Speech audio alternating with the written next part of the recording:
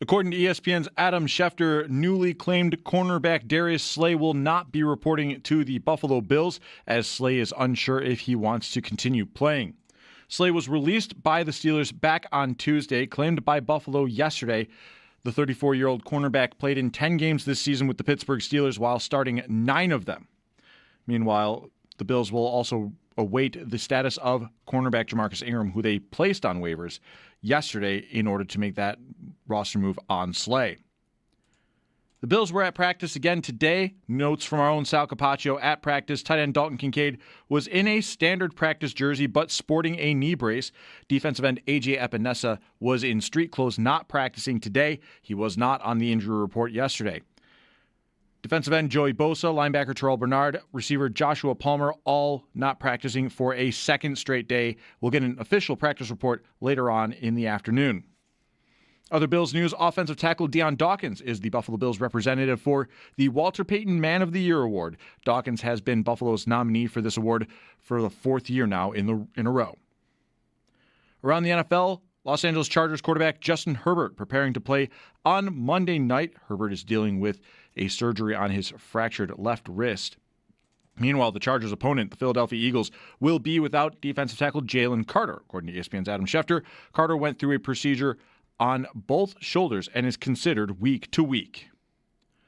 Join WGR and Bud Light for a Buffalo Football Friday happy hour. Schopp and Bulldog will be broadcasting live tomorrow from 3 to 7 p.m. at Mitchell's Tavern in Tonawanda.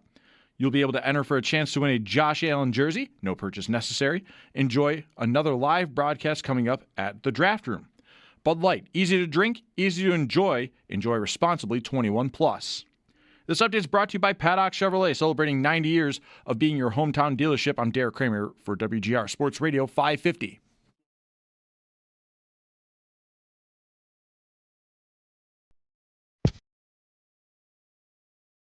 It's Mike Schopp and the Bulldog. Is there like a contest between who gets the D and who gets the fence, or is it just basically like where you're seated at in the row? The D has to be on the left as you read it. It's Mike Schopp. Hey, I'm the D today. You're the fence. Is the fence guy like the more powerful person in the relationship, or the D guy? And the Bulldog. I don't know. If you get separated, you still got a D. You just hold up a D. If you're walking around with the fence, like, what are you doing? You will need it. You have to go to Tinder for a D. You just gotta right. People do that, I believe. Oh, I think people do that. this show is free. It's Mike Schopp and the Bulldog on WGR Sports Radio 550. It's been a while since I've heard that. I like the idea of the two people being separated and wandering around the stadium looking for each other, holding up their things. I'm sorry. Is it embarrassing that I laughed? Like genuinely, I forgot how that was gonna. I didn't know where that was gonna go. You're supposed to. I forgot about the Tinder line. It's our bit. It's old. It's your line, and I didn't remember it, and when I heard it, I laughed out loud. Who knew I was ever that current? Mm-hmm. Right there. Tinder.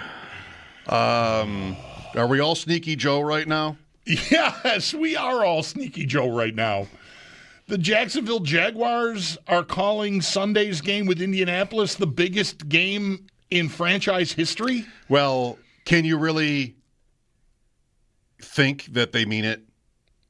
Could they really? Is somebody trolling us in a winning way? Could you really mean that? I don't think it's troll. I don't know what It probably will not be the biggest game this year against the Colts. Right. For them, let alone the biggest game in the history of the franchise. I mean, they've played in 2 AFC championship games. At least. Yeah, at least. The one after they beat the Bills in 96, they went and lost to New England, and then they lost to New England in, was that the 18 season?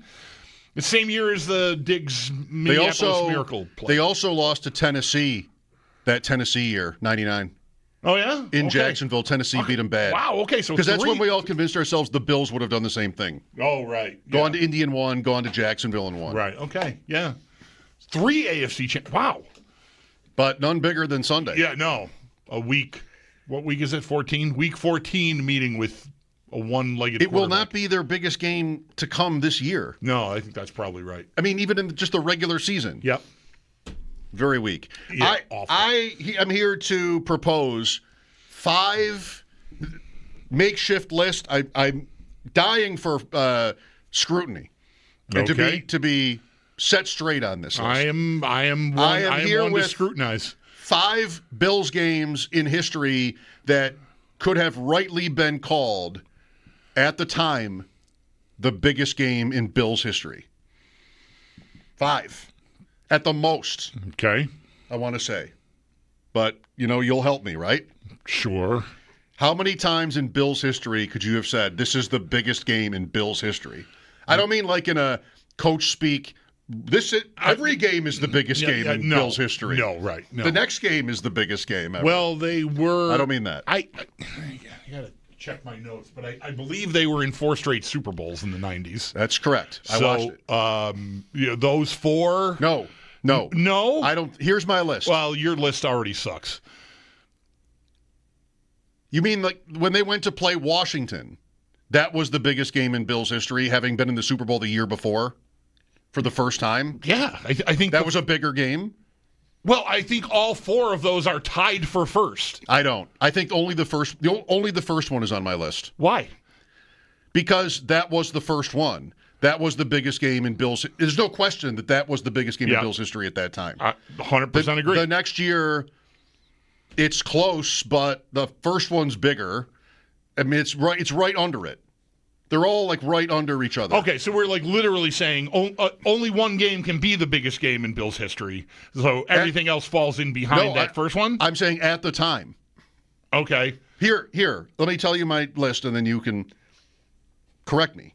You're already starting to. I want to fight you. Yeah. Oh, you want to fight me because the Dallas games have to be as equally big as the Giant. I mean, it's the Super Bowl. I know, but they all are.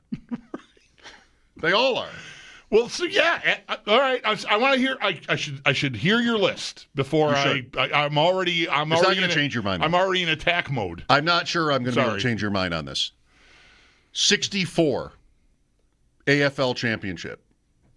First time ever to the championship game. That's the biggest game in Bills history.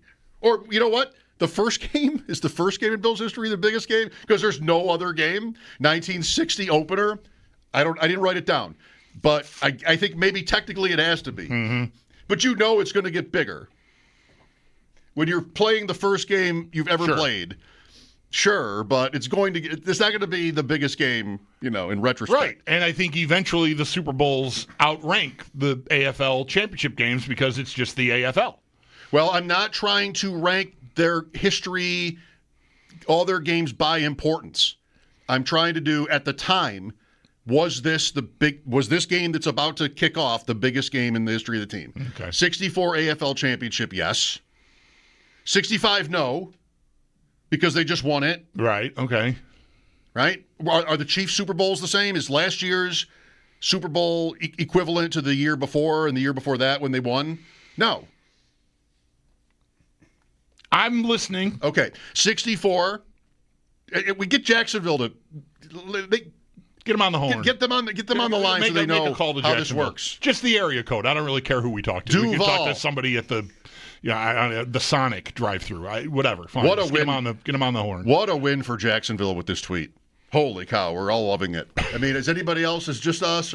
So it's 64. It's just us because we're psychotic about things that teams say and how they position things when it's patently absurd. 88 Cincinnati. AFC Championship game, Cincinnati. January 89. First time there. Okay. A chance for the Super Bowl first time. Arguably, that's the biggest at the time. Yep. That's the biggest game in Bills history. It's comparable to AFL, but that's only the AFL, if you will. All right. 51-3. You're doing a very good job of recovering. I mean, I was on my feet, but 51-3. Going in, this is the biggest game. Absolutely. This is the biggest game in Bills history. Okay. AFC Championship at home. Favored. This is our moment. Can we deliver? Can we win? Biggest game in Bills history at the time. Okay. Giants. Right. Bigger than that. Yes. Your first Super Bowl appearance. And now that you have set the bar at the Super Bowl being the biggest game in franchise history, I'm sorry, but the way I'm wired, the next time you make it to the Super Bowl is the next time that it's the biggest game in franchise history, and then that happened again and again. So that, to me, means those games have to be bigger than the Giants one because it has to surpass the Giants one, and I just don't think they do. I think they're equal to, This at has best. nothing to do with the quality of the games, Nothing. ultimately, right? Nothing. All right, well, see, I think the exact opposite, because you've lost that first time. That was the biggest game in the history of your franchise. Yep. Now you're back in the spot with a chance to make it right, and that becomes now the biggest game in the history of the franchise. That's bigger, and the next one's bigger still, and the next one's bigger still. Yes. Right. That's how I would view it. Okay. Yes. I have one more. Oh my God, I want it to be like some game against Tampa. The Roscoe Parrish so game. bad. Right. We all knew. Eichel. That game against Columbus is the biggest game in franchise history. It kind of is. I mean, you'd want it to going in. Felt like it. No. And this you could argue this game versus a couple of others. Last year's AFC Championship. Yeah, I like that. Because this era of the Bills, they got there right at the beginning of this run, right? I mean, 20's the first year we really thought they were a Super Bowl contender, and they made it that far and lost pretty badly. And then it took them until last year to do that again. I don't think the first time in 20 qualifies, but I think because of the trail of breadcrumbs from that appearance in 20 to last year, that makes the cut, I think. I'm worried. I want to get a push back on that. I like that. I'm worried that, that worries me. I'm worried that picking last year versus the previous few years is the opposite of leaving off the other Super Bowls. Because what I'm saying is the 20 AFC Championship is a beginning. It's like and therefore it's bigger than last year. But I don't think it is. I think right. Increasingly they get bigger because of what's happened before. Which really undoes your logic that's your about the Super Bowl Bowls. point. Right. All right, so I win. Well, good on you for doing the work. Off to a great start. The line coming up at 4:45. We'll see how that goes. So now I have, if I put the other Super Bowls on this list, I've got like 10 biggest games ever. It feels like it's too many. Doesn't it? No. Well, yeah, it's a lot of games that were going in the biggest game in Bills history. I do think if I think that's your pool, I think it's appropriate that all the Super Bowls are there. And that these AFC title games are there. I don't mind leaving 20 out in favor of 24 myself. And then I think from there, I will then sort of revert to, so I'm going to mix in your methodology and say that the first Super Bowl against the Giants is the biggest game in franchise history. Because it is the first time you got there. It's bigger than the week before the AFC title game. It's bigger than any of these other AFC title game appearances. And it's the first time you're in the Super Bowl.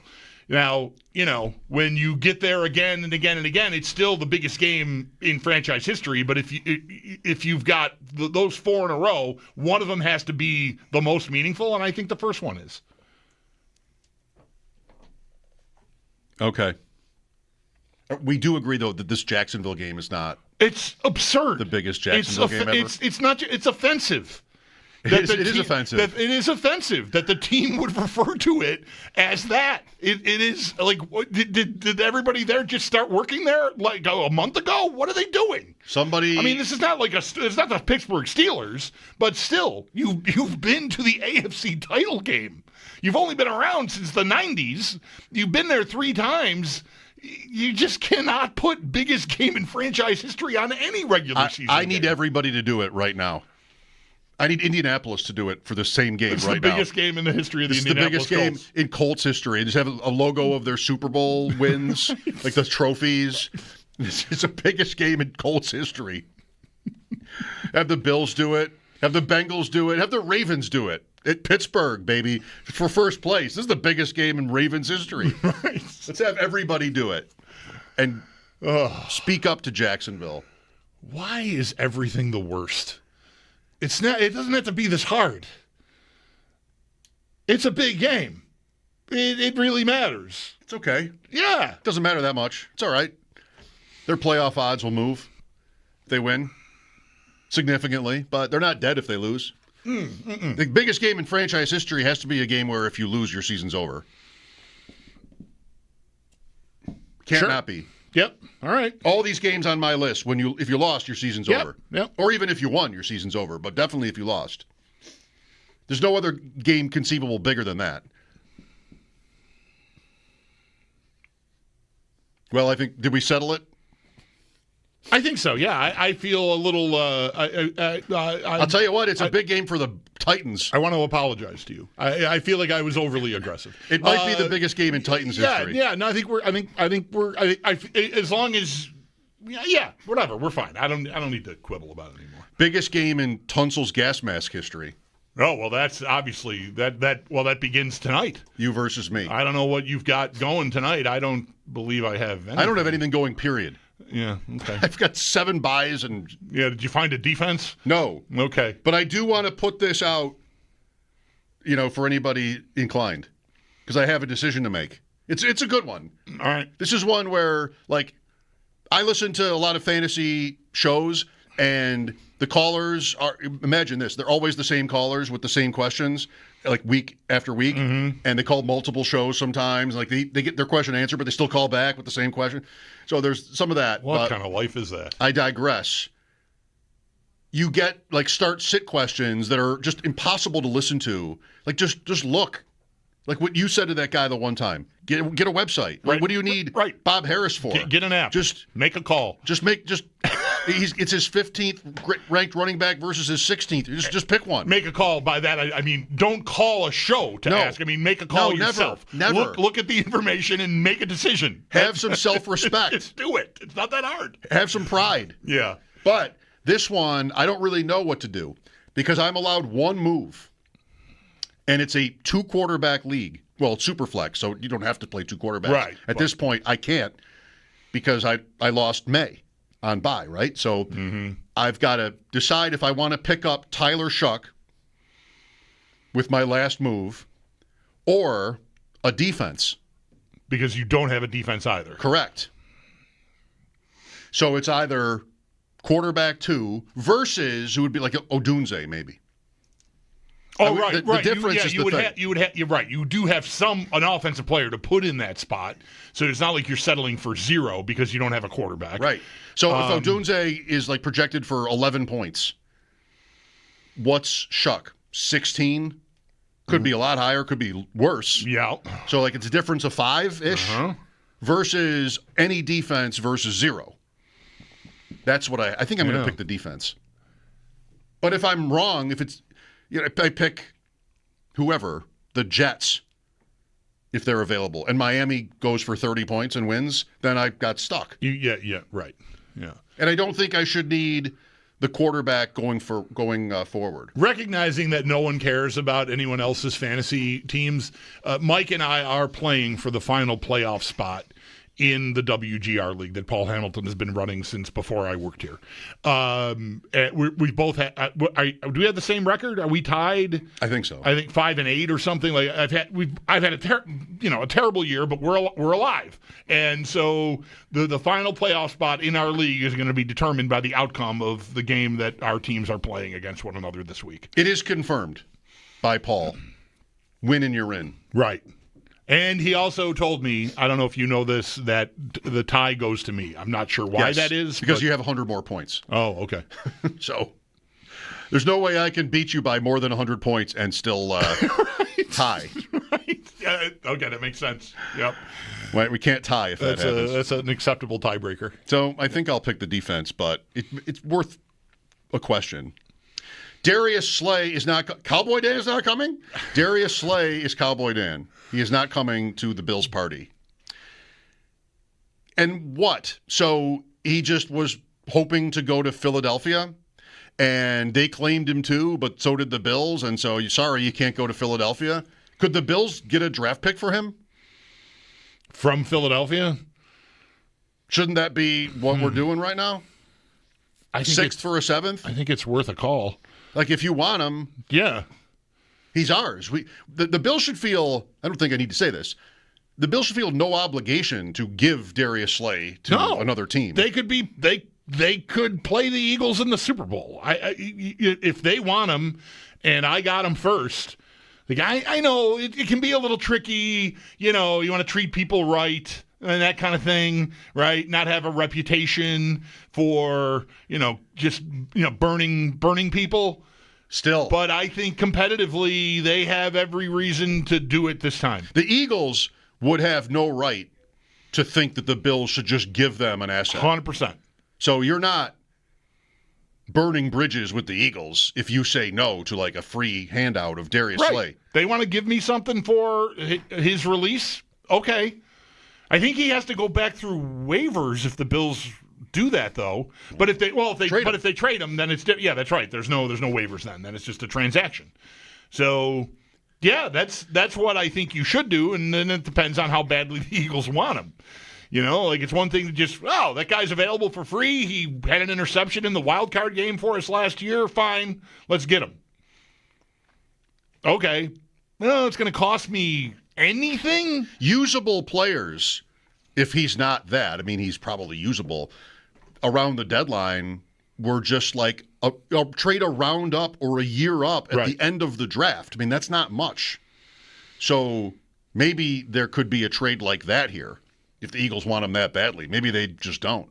They only wanted him if it was free. Right. I mean, their guy is the witch, right? Howie Roseman. Mm-hmm. Could he not be brought to, all right, here's a 6th. We'll take your 7th. Could he not be brought to that in this case? We'll see. I don't think that's unrealistic. And I think, we were, Darius Slay, what are we doing? Cut by Pittsburgh. Like, I don't know. He's this old, and really, we're going to do this when, I don't know, we didn't know when we left the air last night that the Eagles had also put in a claim, I don't think. I didn't know that. Okay. I don't think that was out yet. But when that came out later in the year, I bet a lot of Bills fans went, oh, okay. This because you just made the point about Roseman. Like, he's got this reputation, the GM of the Eagles. Like, he wanted him. All right, there must be some meat on the bone. I'm glad we got him. Good job, Brandon Beane. But now we don't have him. Sure, I'd be surprised if the Bills haven't already made that call. I don't know if that shouldn't be an arduous negotiation. I would think it's pretty simple. If it's yes. Hang on.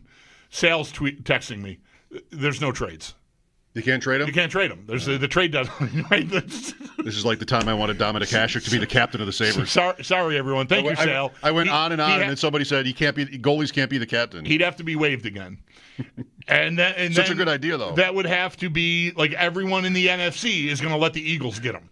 Because they are not going to be first in the waiver order just because they had the claim in. Now, I don't think it works that way. Or I want to be careful now because we're in here like idiots talking about a trade being made when the trade deadline passed 6 weeks ago or 4 weeks ago, that's whatever why? it was. Because it's past the deadline. Yeah, right. Oh, sure. Yeah. Duh. Right. That's why I'm just like, what are we doing in here? Duh. Yeah. Good work by us. And again, thank you, Sal. So if the Bills were to just say, all right, well, he doesn't want to be with us, I'll let him go wherever he wants, I would think for the same reason, well, not the same reason. I think the Bills claimed him because they wanted to have him play for them. I guess they could have been trying to keep him away from someone. Who knows? A team below them in the waiver order. Same thing would happen with NFC teams now, I think. Now that it's known that the Eagles wanted him, I think any other NFC playoff team would be like, yeah, we'll claim him. Don't care if you don't come. We're just not going to let you go to the Eagles. Joe Ostrowski coming up. My friend Greg, who works for the Bills, tweets that someone in the Jags front office on the radio every week says the next game is the biggest in Jaguars history. So it's an inside joke. Should we just start over? Does this segment count? Are we actually working? Does this count? We can't trade Darius Slay and the Jaguar thing as an inside joke? Well, better luck with Joe Ostrowski. I'm going to punch out. After the break here. That's funny. None of this was actually. Well, now I just want to fight. thing. Now I started like 2 minutes in. I wanted to fight you. Now I want to fight this Jaguars guy because if he actually, as a representative of the organization, goes on the radio every week and says this meeting with the Titans is the biggest game in franchise history, he should be fired. Well, like I said about coaches say that kind of thing all the time. Right. The next game is the biggest. Yeah. So it's meant like that? Okay. Joe Ostrowski, Bet Sweats, coming up. We'll talk to Sal at 5. Trista Crick makes a return, 5:30. Mike Schopp and the Bulldog here, WGR.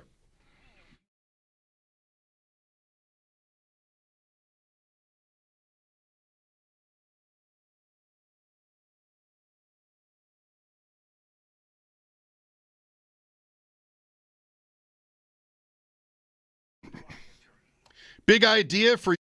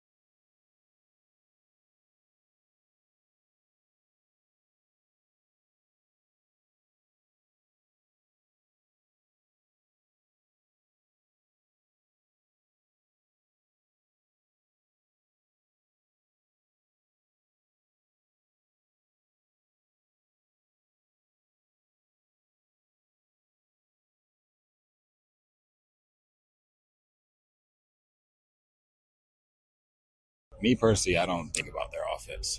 I know our defense is going to handle that. For me, it's just paying attention to what's installed this week. Again, if 50 run plays get called, then block it up and do what you do. If 50 pass plays get called, go out there and run a route. So. Khalil Shakir, 1 catch against Pittsburgh, 1 catch against 2 games ago, 8 against Houston. I guess Tampa is that game? Tampa was before Houston. Yep. Anyway, we'll talk to Sal later. What about Kincaid? What about Dawkins? While we wait on Joe Ostrowski, I'll take this moment to say, and maybe Sal will want to echo this. I can't imagine he wouldn't feel this way, but would love to see Dawkins get that Man of the Year. You know, like it's obvious how much work he does here. He's become an institution in the area, in the city, charity work, like all the time, Deion Dawkins. He's also a really good player. Yeah. His heart, seems fully in it. He also has the key to the city now. That's a nice little feather for your candidacy in this area, Man of the Year. Yep. And that award he helped create. I was waiting. If you weren't going to say it, I was. Yeah, he gets credit for coming up with the Lineman of the Year award. Protector? Yeah, I think that's what it's called. No questions for me, please, now about the other 31 candidates. They're all bums. But I'd love to see Dawkins win. Okay, here with us on the Wester Hotline, co-host of Bet Sweats on the BetMGM Network, Odyssey Sports Betting Insider, our guy, Joe Ostrowski. And it's always great to have Joe on. We're going to talk some MVPs here, Joe. I don't know if you tell us that you listened to the beginning. It was a little bit of a weird one for us. Yeah, have you ever done like a whole 25-minute segment where everything you said was wrong? I fully agree that if you say that every week on your show, that this is the biggest game in franchise history, oh boy. I mean, market size, I guess, right? Listenership, I guess that plays a role there. I'm just here getting ready for the biggest game in Bears franchise history against the Packers, which will be much bigger than the Bears-Packers game we play in 2 weeks. It is the biggest Bears game in a while, though. Probably, you got to give him that.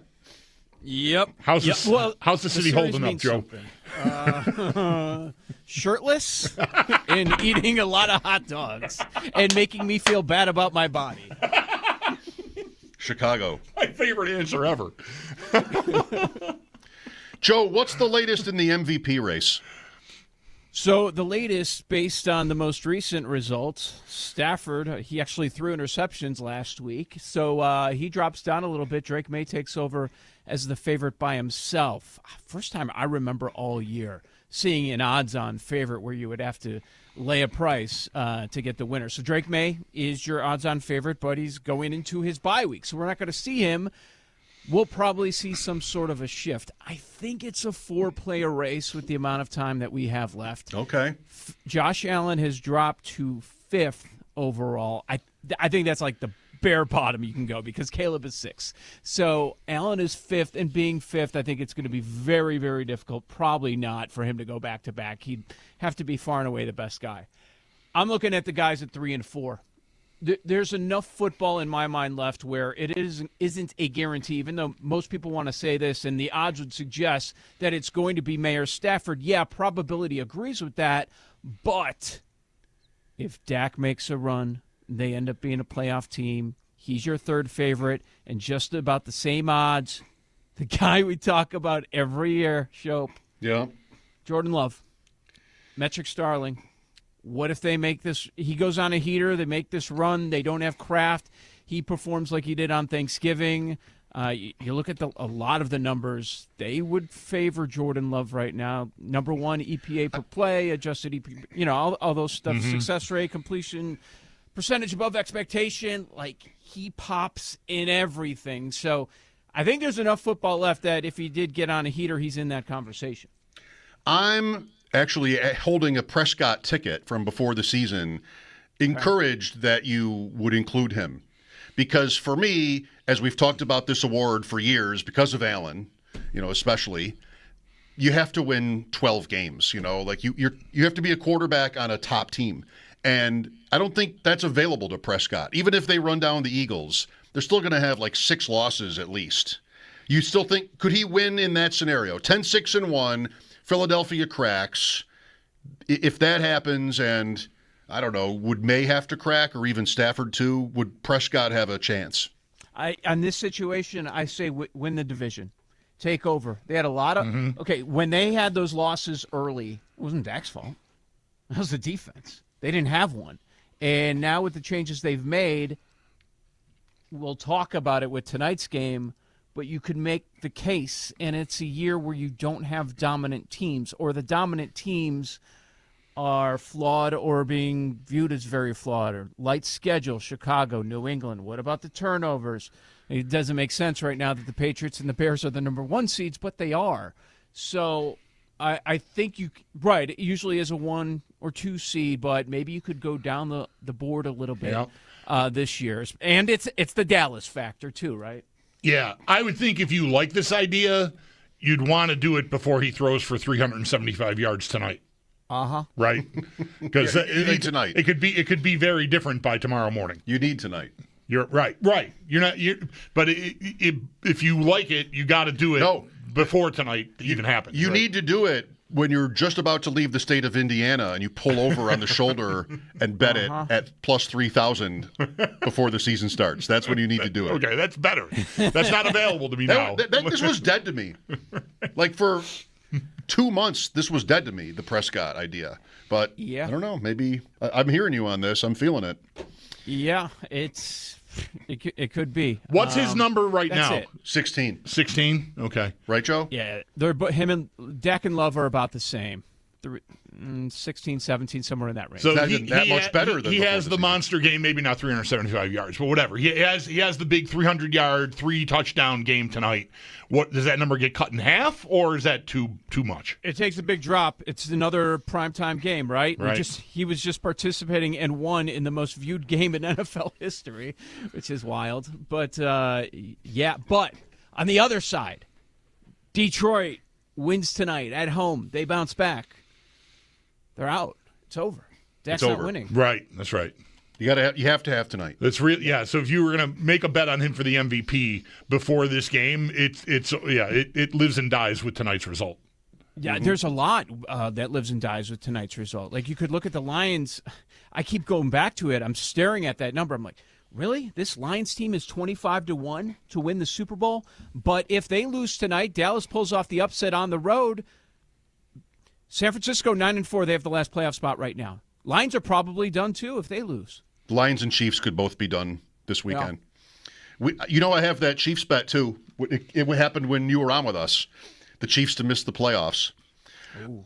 Now they'll give me 4-1 on it if I want to get out. And I know, Sam, I need to win something for all this.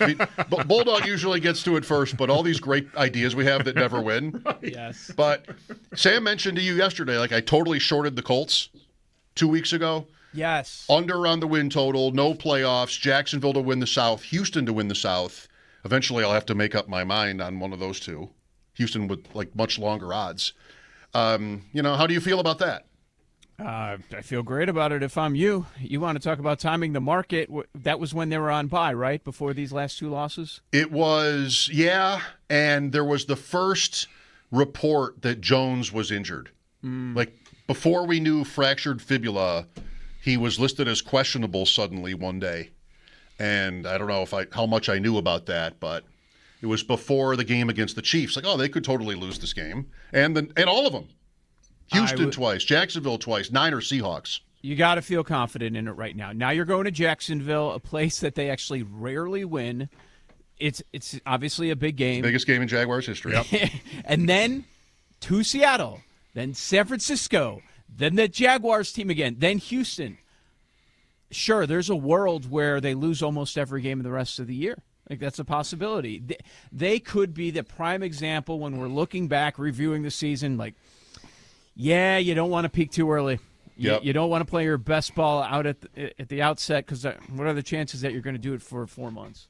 One of my guys on ADP chasing, Jacob Sanderson, is a Colts fan. And yesterday we did a show, and he was incredulous as to like how their odds aren't better. Like, why aren't the Colts getting more respect in the market? I'm like, buddy, don't overthink it. Daniel Jones. It's not it's not his leg. It's his career. Right. I think that is always the skepticism, just like Darnold's, Joe. Right now, look at it. Look at Darnold last few games. Yep. He's not as confident. Yeah. Where are you at on Bills Bengals? Where maybe more importantly, where's the room at on Bills Bengals, Joe? That's a good one because the Bills are always a pretty popular look, especially when they're coming off a good performance. But you'd think Joe Burrow is. They all saw it on Thanksgiving night what Joe Burrow did, and you're okay. Here's 6 points. You're getting 6 free points if you back Burrow. I'm not the biggest trends player, but it is worth mentioning because it is just so hard to escape. And I actually poo-pooed the idea going into the Thanksgiving night game against the Ravens. I'm like, yeah, but he's going to be rusty, but he doesn't have T. Higgins. And he did it again, the Joe Burrow thing. When he's an underdog of at least 3 points, it's happened 21 times in his career. When he's an underdog of at least a field goal, he is 18-3 against the spread. That is something, especially when you're Joe Burrow with a decent sample size. So, yeah, I mean, the defense, it was shocking that the Ravens couldn't do anything. Was it fluky with all the Lamar play and the 3 turnovers and how he's playing right now? Maybe one of the worst stretches we've ever seen from him.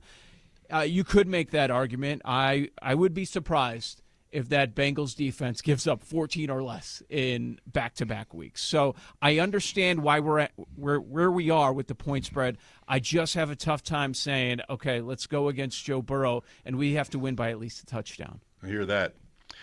You want 2 funky anytime touchdowns for tonight? Oh, yeah. Let's go. I'm getting prepared to hear a Lions tight end. Anthony Ferkser.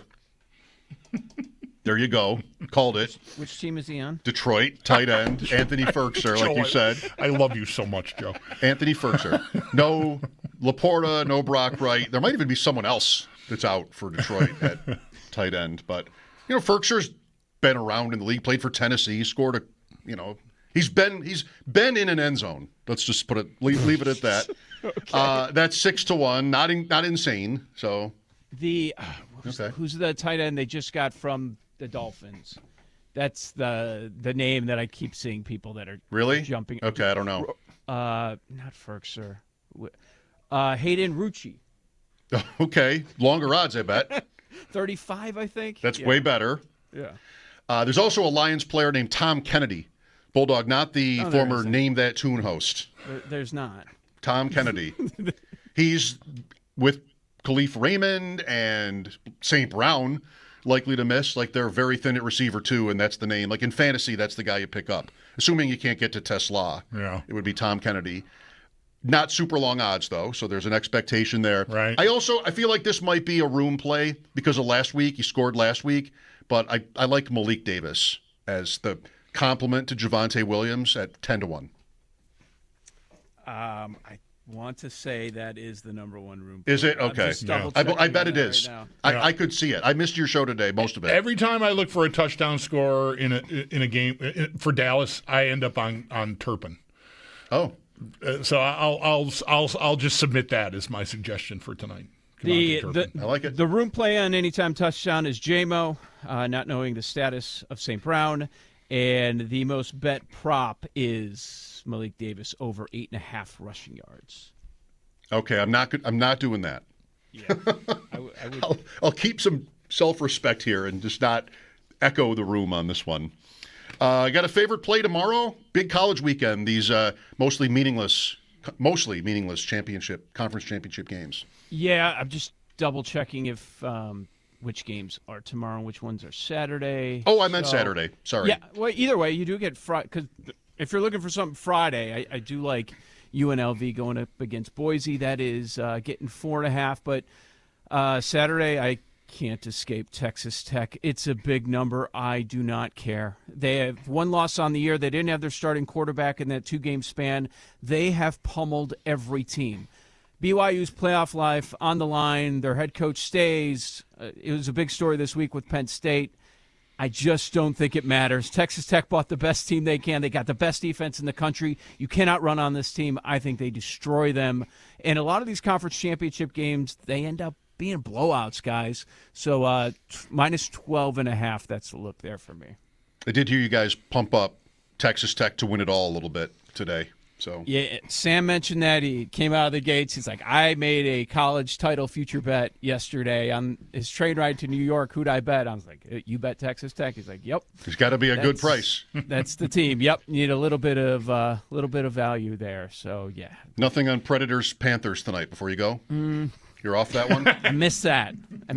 Just missed the card. Miss me with that. Okay, Joe. Thanks. Good luck this weekend. Thanks, guys. Talk next week. Bet Sweats host Joe Ostrowski here on the Wester Hotline. Check Joe out on the BetMGM network and weekday mornings on the Bet 1520 from 9 to noon. We will look for your calls coming up, 803-0550. Talk a little bit about the playoff picture and also, if you want it, did we fall for it, the Jacksonville thing? I don't know. I'll blame Sneaky Joe. Biggest game. How many Bills games ever have been their biggest game ever? Did that make sense? I hope so. Mike Schopp and the Bulldog. We'll be right back. This is WGR.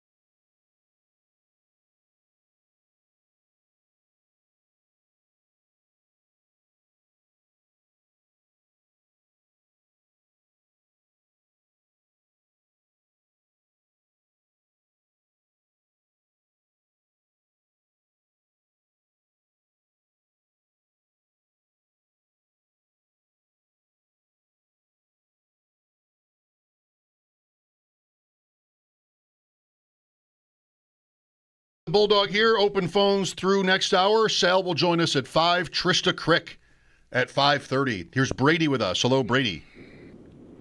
Hi, how you doing, guys? Good, thanks.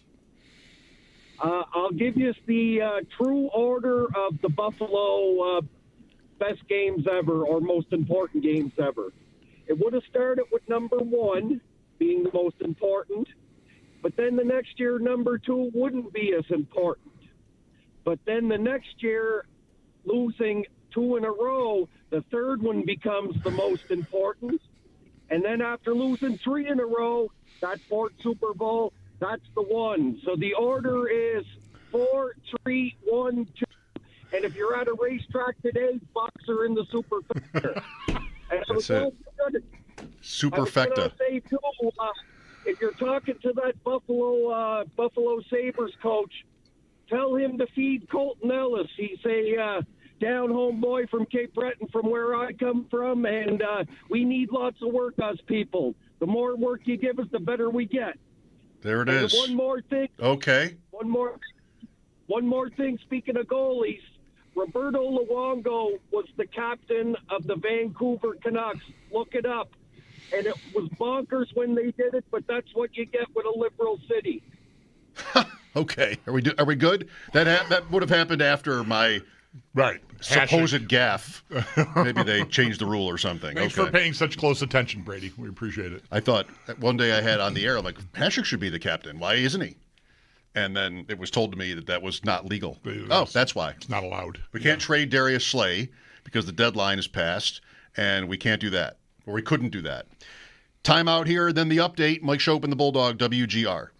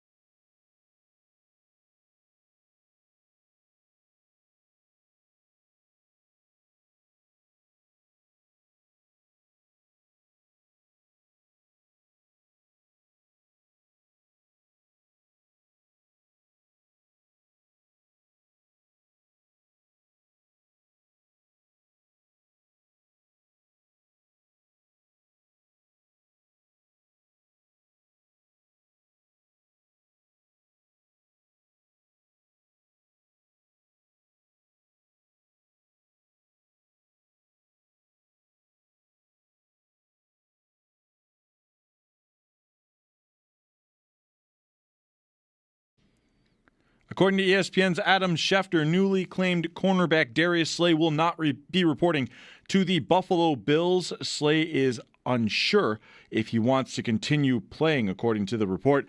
Slay was released by the Steelers back on Tuesday after playing in 10 games this season, starting 9 of them in Pittsburgh. Buffalo claimed Slay on waivers while releasing Jamarcus Ingram yesterday. Meanwhile, the Bills were back at practice earlier today. Notes from our own Sal Capaccio. Tight end Dalton Kincaid was in a standard contact jersey but sporting a knee brace.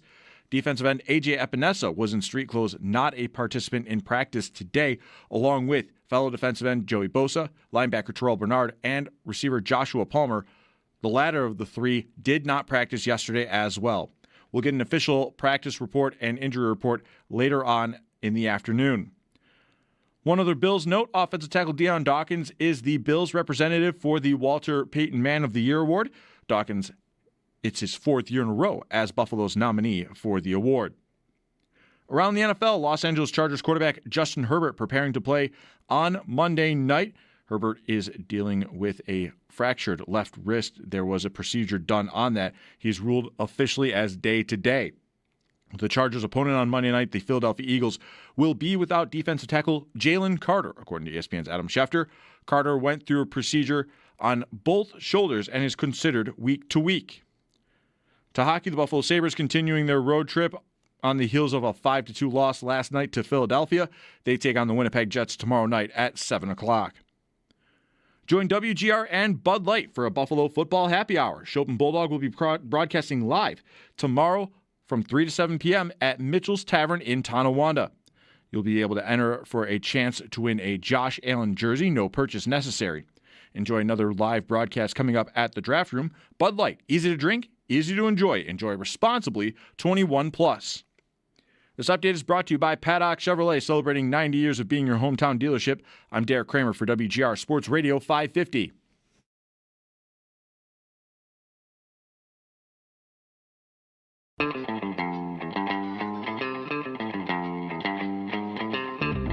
It's Mike Schopp and the Bulldog. I don't think that's a very good attitude. It's Mike Schopp. You don't think? You don't think? I don't think you should be butting in when I'm talking to my team. You're my assistant, okay? You're supposed to back me up and go get me juice boxes when I tell you. Now go get me a juice box. You know who you're talking to. It's the Bulldog. I'm talking to the juice box guy. You're crazy. I'm not crazy. I'm just thirsty. Why don't you go to hell? No, you go to hell. While you're there, why don't you grab me a juice box? I'm no juice box boy, I'll tell you that. Yes, you are. No, I'm not. Yes, you It's are. Mike I'm not. Schopp You and are. the No, I'm Bulldog not. on WGR Sports Radio 550. You follow Hayden Winks, Underdog? Yes, I believe I do. He's got a stat about how quarterback runs are down, designed runs. Okay. He says only 5 quarterbacks this year, removing sneaks, have more than 15 designed runs. 3, did you say? 5. 5, sorry, okay. Cold weather cities, except arguably one. Oh, uh-oh. If you were with us yesterday in our debate on which are the cold weather cities. You want to try this? 5 quarterbacks have more than 15 designed runs this year, removing sneaks. This is, Okay, Allen is definitely on the list. he's not. Get out of here. He doesn't have 15? He doesn't have more than 15. Wow. Removing sneaks, designed runs. That blows my mind. In, 12 games? Yeah, I watch all these games. I guess, well, you know what? No, I'm going to put my brain back in. My mind's not blown. He runs a lot, but designed runs are very specific, and you take the sneaks out. I mean, it's more than 15. It is only 12 games. What do you want? You want a sweep? You want a draw? Right. Mostly? Yeah, right. And yeah, I mean, there are games where he doesn't do any of that. Yep. So that I guess that tracks. Who are the? I could tell you. I know you could. I like playing games. All right. I'm going to guess I'm going to guess Jackson Dart is on this list. Correct. It's part of the reason Dayball, I think, got fired. But one of the, it wasn't the lead narrative on that, but it was he's going to get this guy killed. 27. And he hasn't started all the games. Right. Far from it. Right. 27 designed runs. Jackson has missed time, but I want to say he's on this list. He is. 19. All right. He scored on one here in week 1. I like how this is going so far for me. Then somebody hit him. Yeah, right. Justin Fields is on this Number list. 1, 32 designed runs. Very good. You've already done great. I haven't really even thought about the NFC at all. No. Huh. Well, you said the thing about cold weather cities, so he got hurt. Jaden Daniels? Mariota. Oh, okay. Has 24 designed runs. All right. And? It's to me either going to be Drake May or Hurts. Hurts. Okay. 20. Very good. Designed runs, removing sneaks. 5 quarterbacks have more than 15, says Hayden Winks. Fields, Dart, Mariota, all players that have not played the whole season. Neither has Lamar Jackson, and then Jalen Hurts, who has. Let's go to the phones. We have BJ with us. Hello. Hey, how's it going, guys? Good, man. Thanks for calling. Thank you. I think it's a distinction between the biggest game and the most memorable game, but I think that it's both accountable for that first Super Bowls because obviously that's the first Super Bowl we played.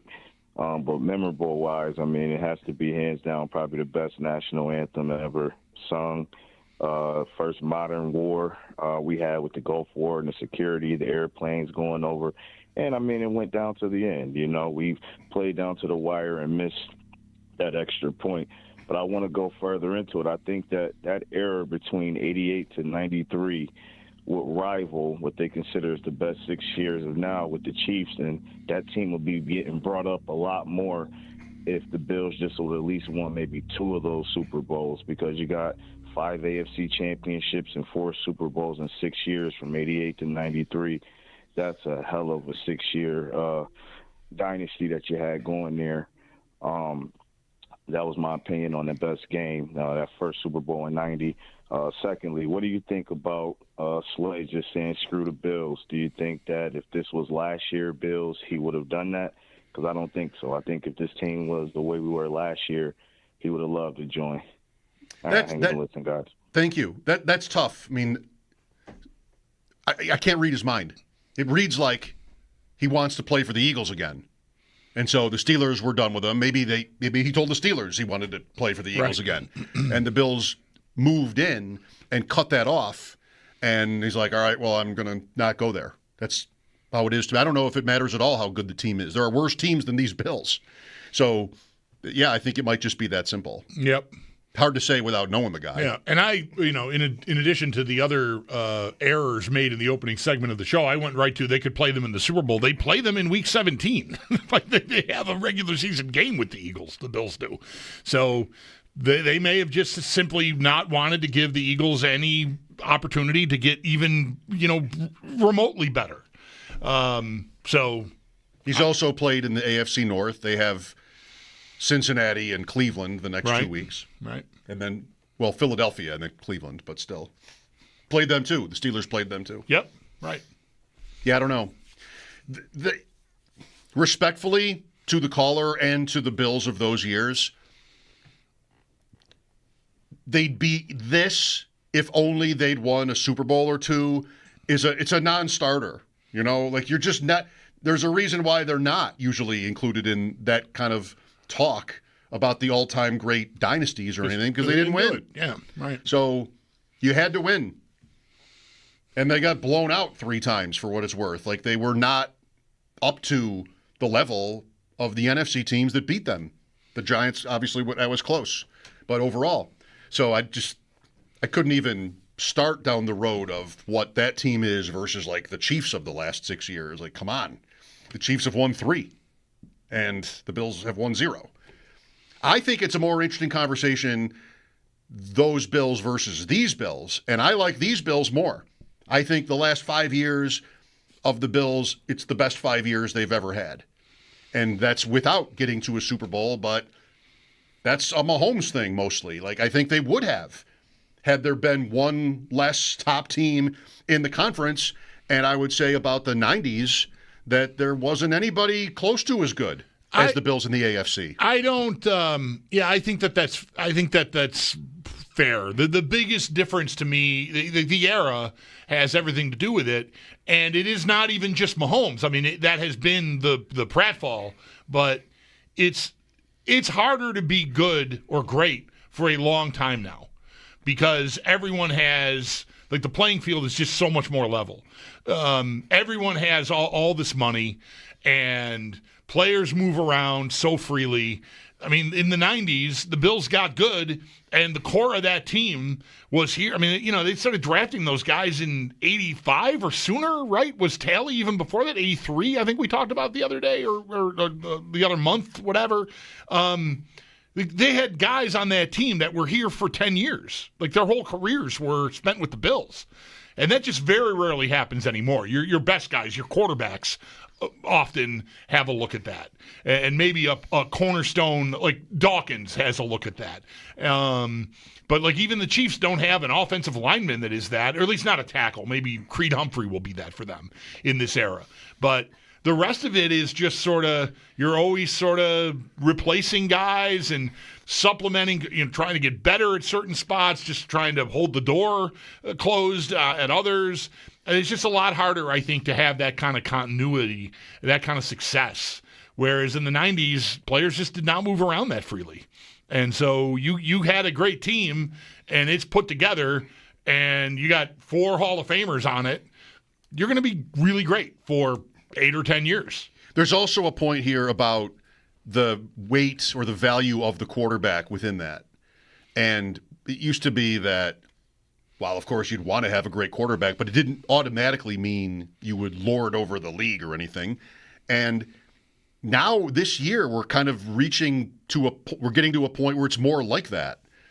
I mean, when we had COVID, especially partly because of COVID and what that meant to the competition, no crowds or anything, the league didn't know what to do with Mahomes, Allen, et cetera. Like, it's why it's the roots of why we're always sort of bent out of shape about how the Bills don't throw the ball down the field more, because we've seen them do it with Allen, and they had, well, before even Diggs got here, they were doing it. And now it's at a point where it seems like it's such a struggle. But the same points get made about the Chiefs, and the Chiefs have poured plenty of draft capital and money into wide receiver with Rice and Worthy and other guys, Marquise Brown. Like, they've invested, but they still can't really throw. And with Kelsey still going, they really can't throw. They can't do it. And it's why. It's because defenses decided smartly that they'd rather get beat by the proverbial 1,000 paper cuts. We're not going to let you go 80 yards in 4 plays. And so they're drafting differently. Their alignments are different. Everybody's super, I hate using this kind of a cliche now, but multiple, right? All these different looks. It's super complicated now. And what you have is the Bills are a perfect example of how this has evolved. Okay, well, then we're just going to try to bully you. And even if we do have Josh Allen, who can participate in the bullying very nicely, right, we're going to have tight ends and extra linemen, and we're just going to build around the running game. So what does that lead to? I just don't think you can dominate by having the quarterback almost alone as before. And, well, look at the standings. They're not, the Bills and the Chiefs and the Ravens and whoever else you want for this are not on top. Like, they've been passed by teams, at least for now, that are built differently, that are not all about. Drake May isn't throwing it over everybody's head. I mean, he's been very efficient, and they protect him, and he can move. He's got sort of all the traits, I think. but it's not like they're throwing bombs.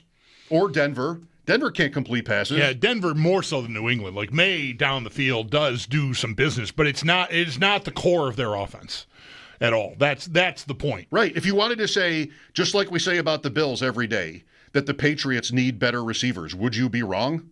Absolutely not. So, I don't know. I think the game is different.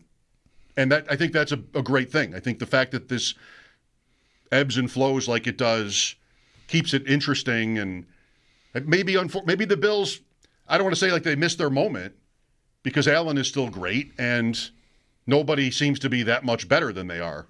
But you're not living in a league right now where you can just, and the Bills know this, and they've acted accordingly, where you can just expect to just rip through defenses. Yeah, it is a part of why the 21 season especially, I think, stings so much. I mean, the way that game ended, of course, is so famous. But, like, that was, like, probably peak Allen. And peak, like, the very peak of explosive offense is borderline unstoppable, and we're just gonna do what we want here. It feels like since then, gradually, we were creeping back to where we are now. And really, the Bills, I mean, I know a lot of our audience follows the entire league, but I know a lot of our audience just really watches the Bills and cares about the Bills. But I think they should get credit for recognizing what was starting to happen and sort of being on the front end of the change. Because maybe one of the reasons why they're 8-4 and the Chiefs are 6-6 is that the Bills can run it down your throat if they want to, or if they need to. They like put a game together without their tackles and just go, all right, we're just gonna smash you, and it's gonna be Pittsburgh. We're just gonna punch you in the mouth over and over again, and we can win that way. The Chiefs right now cannot do that. I mean, maybe they'll find a way. They're going to be down linemen for this week's game with Houston, and maybe they'll find a way. Maybe they'll play a 6 offensive linemen and all their tight ends and just bully the Texans. But they have not shown that they're proficient at all at doing that yet. And that might be why they're 2 games behind where the Bills are. Lots of things, they change. What is this to say? It's not some big, profound take. But, like, I watched a game last night from 1985. I forget why I did it. We were talking about 79 for a minute yesterday. Yeah. 85, Patriots and Bears, I think, is what triggered me. The fact that those are the 2 1 seeds. Okay. And that was the 85 Super Bowl Right. 20. So I picked, it was mostly for background, and I want the announcers to be right for me. So I picked a Patriots-Raiders playoff game from the Coliseum with Enberg and Merlin Olsen. And one thing I think that's different now is that guys don't fumble on every other play like they did back then. Ball security is a little more emphasized. Ball security in this game was laughable. The Raiders had 6 turnovers in the loss. That's why they lost. But even beyond that, drops and just the Patriots, it's the divisional playoff round. And it's 2020, late in the third quarter, I think. And New England kicks off. The guy for the Raiders, you can find this play. I'm sure Patriots and Raiders fans remember it if they are old enough. The return man bobbles the ball upon receiving the kickoff. Like, okay, well, it's not like that never happens now, but still. Picks it up, starts to run, and then drops it again. It just gets sort of knocked out of his hand into the end zone, and New England falls on it for the winning touchdown. That's amazing. Tell me he was trying to pick it up and kicked it a couple times. I love that look. I love that. Like the hands and you're just and you kick it away from your own hands. Yeah. It's the way the ball bounces as you're trying to do that. That's a great look. I think the guy's name was Sammy Seal. I'm not sure he was ever seen again after this incredible play. But in those days we would get blooper videos and shows, and there would be all these plays where that would happen. Nobody can pick the ball up, and there's 10 people on a play bouncing the ball off each other, and it's rolling around, and the ball travels 30 yards, and nobody could recover the. Do you see that anymore? No, never. Very, very rarely. You had. I mean, Cook's fumble on Sunday in Pittsburgh was a little like that. Like, he dropped it. He had a chance to corral it himself. He kind of did, and then lost it again. And then it was sort of it rolled around a little bit. That's right. But it wasn't. It was in a very confined area, though. Like, it was loose for longer than normal, but it wasn't like it was, 25 or 30 yards away from the original spot of the fumble by the time it got recovered. You rarely see that anymore. Guys are better at picking the ball up. Yep. The gloves probably help if you have the gloves, even as a lineman or defensive player. I mean, I would expect that is practiced. Mm-hmm. And I wonder if in the 70s or 80s it was thought to practice that. Maybe not. It's one of the reasons why the announcers would always say, fall on the ball. I miss those plays. Fall on the ball. I miss those wild, wacky fumble plays. Jess is next. Hello, Jess. It might be Jeff. Jeff. Question for you. I know that Patrick Mahomes is good. You'd have to be blind not to recognize that. But we always talk about how Josh Allen breaks so many records, and he breaks a ton of records. And it's amazing. And that's why one of the many reasons we love him. But what are some of the reasons, other than just watching Patrick Mahomes, statistics-wise, records-wise, that he's broken?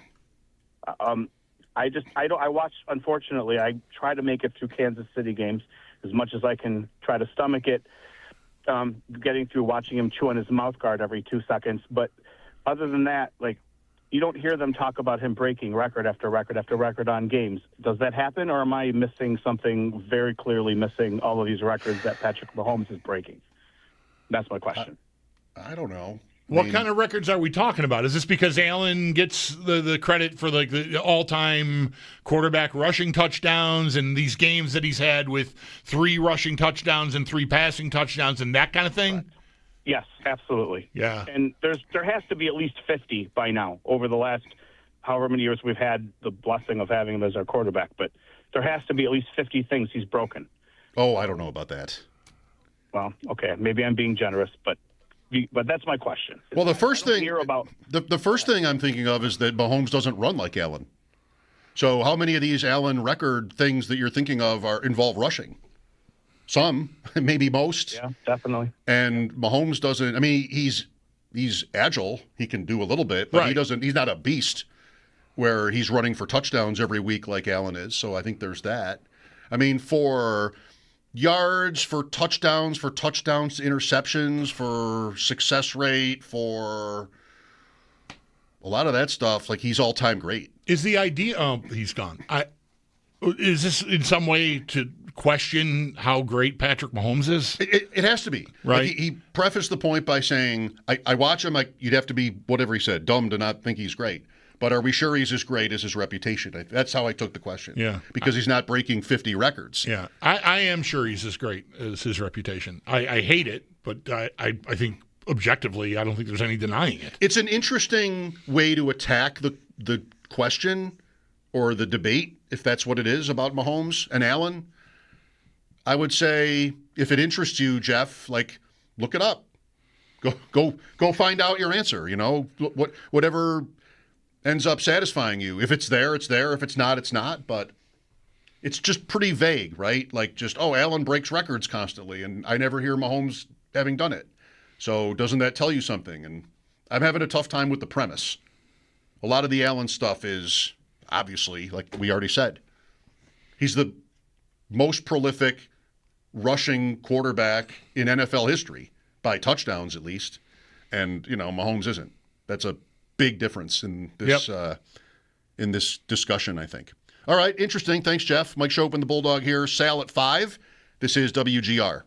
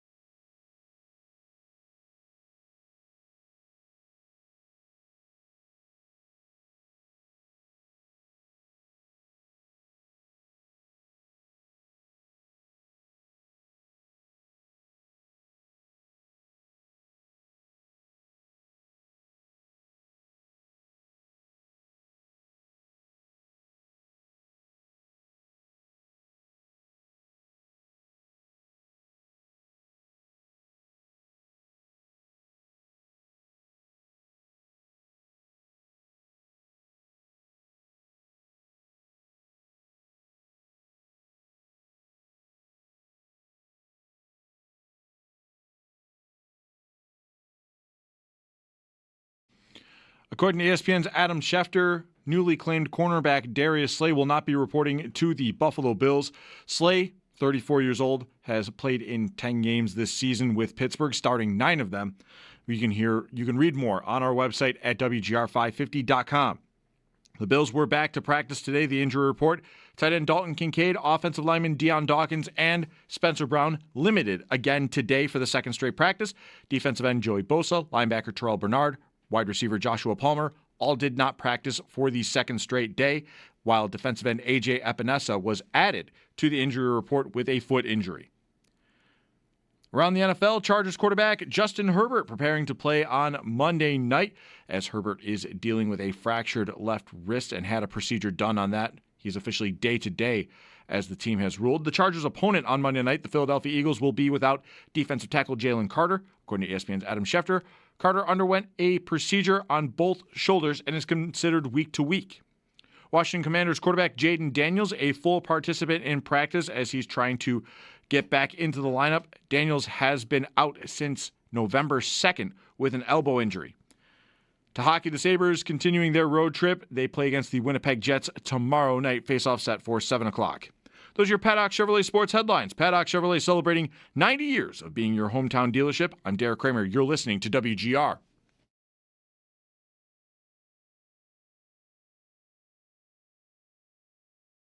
So Allen is fifth, and being fifth, I think it's going to be very, very difficult, probably not, for him to go back-to-back. He'd have to be far and away the best guy.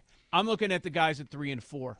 There's enough football in my mind left where it isn't a guarantee, even though most people want to say this, and the odds would suggest that it's going to be Mayor Stafford. Yeah, probability agrees with that, but if Dak makes a run, they end up being a playoff team, he's your third favorite. Joe Ostrowski from earlier today. If you missed it, check it out on the Odyssey app. Joe's show with Sam Panayotovich, weekday mornings, 9 to noon, running for a couple of more weeks. And Sam will be on with us tomorrow afternoon at 3:30. Also from that space, or at least has been, Trista Crick coming up later today in about an hour. Lines are open at 803-0550. I don't know if I need a segue here, other than the fact that we talk about wide receivers every day. We did it in passing, no pun intended, last segment with sort of how the game has changed a little bit. Mm-hmm. And you're like, oh, I missed it. They brought up, they had a conversation about the wide receiver position, and I missed it. Oh, my one chance to hear them talk about that. And it got away from me. I didn't get out of work on time. I'll give you 2 interesting wide receiver names for just discussion's sake. One, I know how you feel about this, and I'm not going to go back and revise history either, but George Pickens. George Pickens, who was a second-round pick in the 22 draft. So this is his 4th year. Does it even feel like that? This is his 4th year. Yeah. By the Steelers. And they gave up. They gave him away. Right. And he has been, I think he's first-team All-Pro. Yeah, I think he's Smith been, and Jigba. I think he's been the best outside wide receiver in the NFL this year so far. Incredible. Yeah. He was the 52nd pick in the 2022 draft. And I think his reputation caused him to be that low of a pick. It's not that low of a pick, but I think given his talent, I don't think there was any question. I followed him coming through college. There wasn't much question about his ability. I mean, he's big and fast and can jump and has good. He's looks like a fantastic prospect. There was just a lot of concern about whether he would be a problem, and that's what kind of undid his time. Not kind of. I think it's absolutely what undid his time in Pittsburgh. 6 receivers went in the first round that year. The Bills ended up on Kyer Elam. They might have wanted Trent McDuffie, but he went 2 picks earlier to the Chiefs or one of the receivers. And you've got, go figure, why wouldn't you, good and bad here. I mean, Garrett Wilson, London, Olave, Jamison Williams has been good this year. Also, Jahan Dotson and Treylon Burks picked in the first round that year. Watson from Green Bay in round 2. Wan'Dale Robinson, John Mechie, who's with the Jets. Tyquan Thornton, now with the Chiefs, drafted by New England. Then Pickens, Alec Pierce, who's done well for Indianapolis. Sky Moore, who's kind of flamed out. That is maybe 13 receivers, at least in the first 54 picks in 2022. The Bills would pick James Cook at pick 63. So Pickens, the 52nd pick, you're looking back and trying to figure out what the Bills could or should have done that they didn't do. Even if they loved Pickens, that doesn't mean they had to be able to get him. Also pick 52, coincidentally, from the 24 draft, A.D. Mitchell. So this is the Coleman draft. Mm-hmm. And a bunch of receivers went in the first round that year, 5. And you get Coleman 6, 7. Yeah, Coleman's the 8th guy picked, and he's the first pick of the second round. Coleman was wide receiver 8 at pick 33. Ladd McConkey was the next pick. Jalen Polk. And then down at pick 52 is Adonai Mitchell by the Colts. So he was a popular topic before that draft out of Texas. I didn't like him because of a certain statistic that I also took to not like Brian Thomas Jr. And it's funny, they come out as rookies, and Brian Thomas Jr. was amazing last year for Jacksonville. This year he's bad. That doesn't make any sense. Same quarterback. Bad. Well, Mac Jones played a lot and got a lot of credit last year for sort of opening him up in a way that Lawrence really wasn't. But still, he had a great year, and Lawrence played plenty. Yes, that's right. And Mitchell was a bust last year with Joe Flacco or Anthony Richardson or whoever else they might have had. At Brissett, maybe? Whoever else they would have had at quarterback last year, the Colts. Minshew was gone from there by then. I think so. Wasn't there last Minshew year. was a Raider last year. Yeah. Now he's a Chief. Yeah, he was and then this year he had a couple of like pratfall things with Indy before he got traded as part of that Sauce Gardner trade, right? He's one of the guys that dropped a ball heading into the end zone. He also took a penalty that took a touchdown off the board. That it was one of these deals where he's blocking and he didn't really need to hold the guy, but he held the guy. Like it did not affect the guy he was blocking was not going to make the play, but he got caught holding and it wiped a touchdown out in a game that I believe they lost. Both plays were in that Ram game that they lost late. Right. Well, then he's traded to the Jets, and I think people are excited now. He's definitely talented. Tyrod Taylor last week hit Mitchell on a deep touchdown pass. He's a hot pickup in fantasy right now, A.D. Mitchell, because Wilson is hurt with the Jets and Taylor is playing, and we know that Taylor throws a great deep pass. So I'm kind of excited about him. And it's just like he and Brian Thomas, who were polarizing, if I'm not being too dramatic, prospects last year, wouldn't have wanted to draft either guy. So many options, including Coleman. And here's Mitchell now, who, after being traded, he might be good. I think he might be good. I think you might be rushing that a little bit. Of course, you'd have to admit to that. I'd want to see a little more, maybe a lot more. What are we talking about? He had a 100-yard game. Yep. One. He's big. He's fast. Yep. Nobody questions like his route running stuff. He was always an intriguing idea. I liked Worthy more just because of the flat out speed out of those two Texas receivers myself. And I'm trying to remember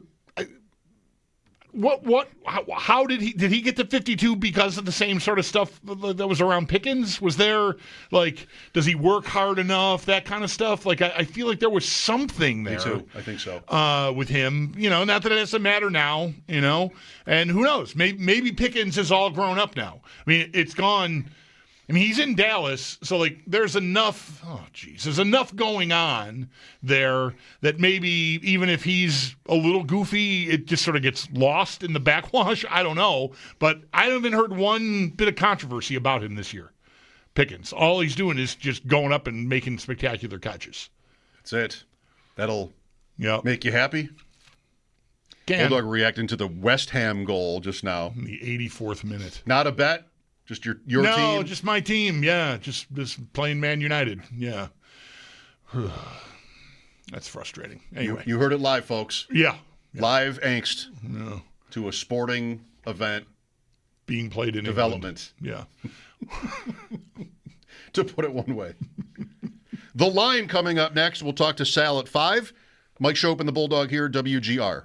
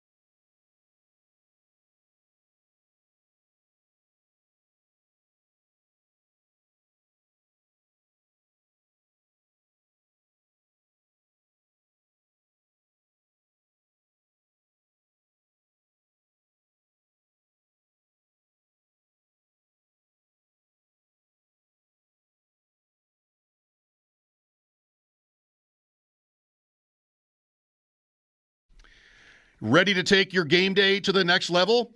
Enter online at WGR550.com for a chance to win a $300 tailgate tray certificate from Alibaba Kebab to feed 12 football fans.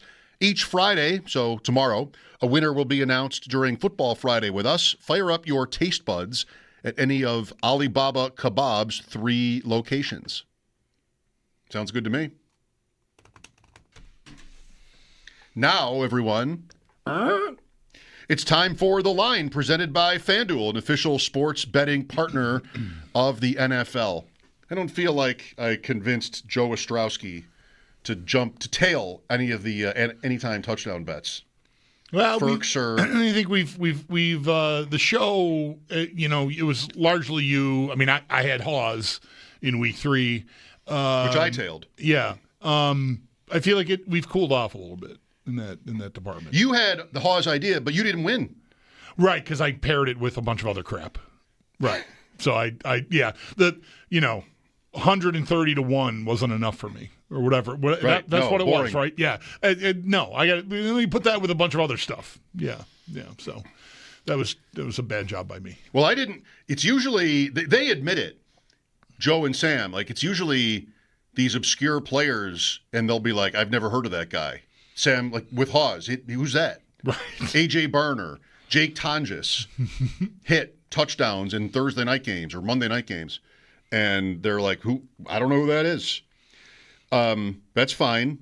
Today, however, Joe named a guy that he'd been hearing about, and I didn't know who that was.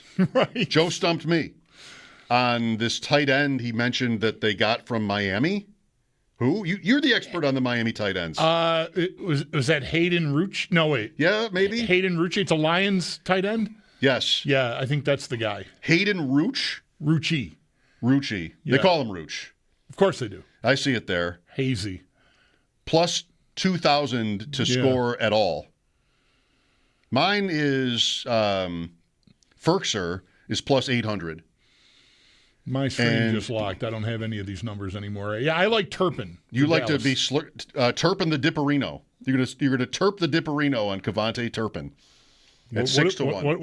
What does most of that or all of that mean? I'm not really sure what just happened. Davis Maddock one time referring to somebody who was falling in drafts called it Slurpin the Dipperino. Oh, gotcha. All right. Yeah. And I made it Turpin the Dipperino. I don't see his odds now, but when we were talking to Joe an hour ago or so, I think it was around plus 600. It is. Was the number on Turpin. I don't know why That's exactly what it is. I got like 5 guys that are available for an anytime TD, and then I've got locks on everything else on that page right now. Jahmyr Gibbs minus 260. I know. He's to score 2, he's plus 200. That is, for me, again, that's the lowest number I think I've seen all year for someone to score 2 touchdowns. Okay. In a game, plus 200. I saw a minus 350 on Taylor one week because I was in that touchdown survivor thing. I don't know what it was to score twice, but it would have been lower than this. I'll bet that's right. Yeah. Maybe like even money. Right. Almost even money to score 2. Because Gibbs is minus 260 for 1. So if Taylor was 350 for 1, I'll bet it was barely plus money at all. Yep.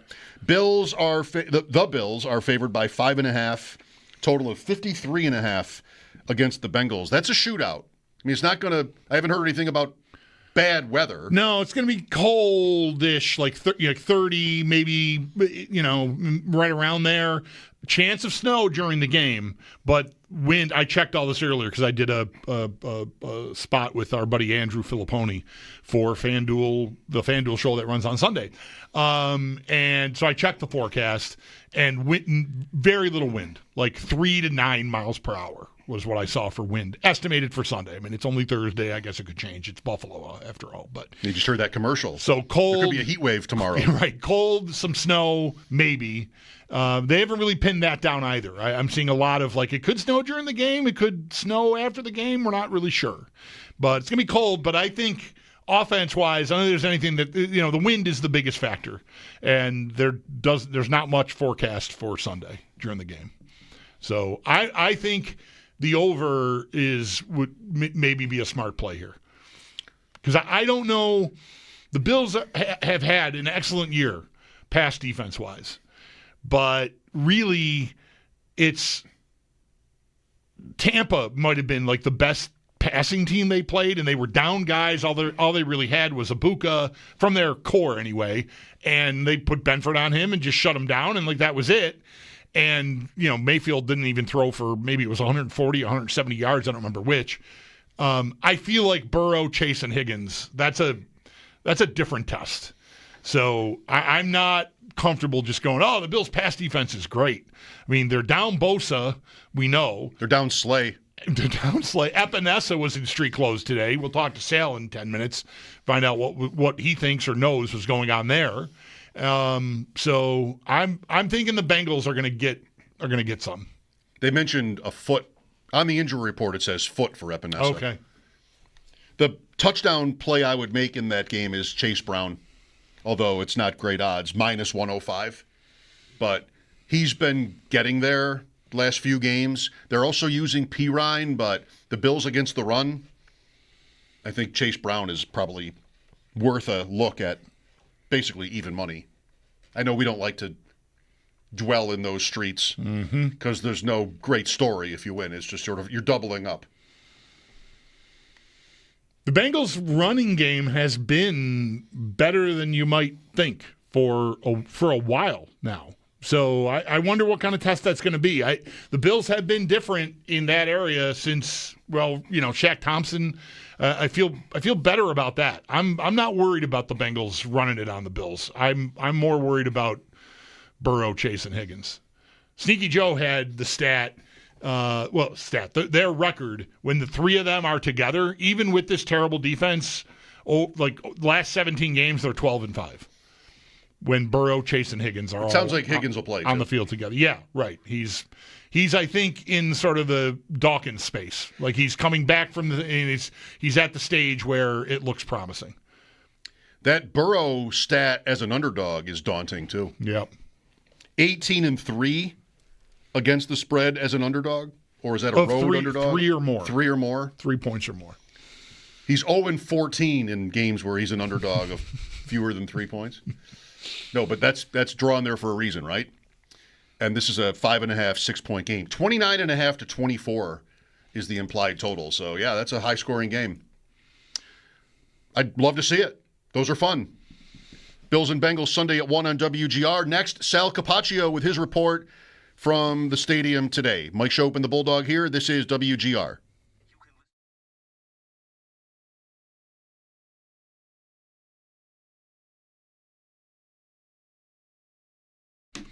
Folks, Bulldog here, let you know that every NFL Thursday is your chance to hit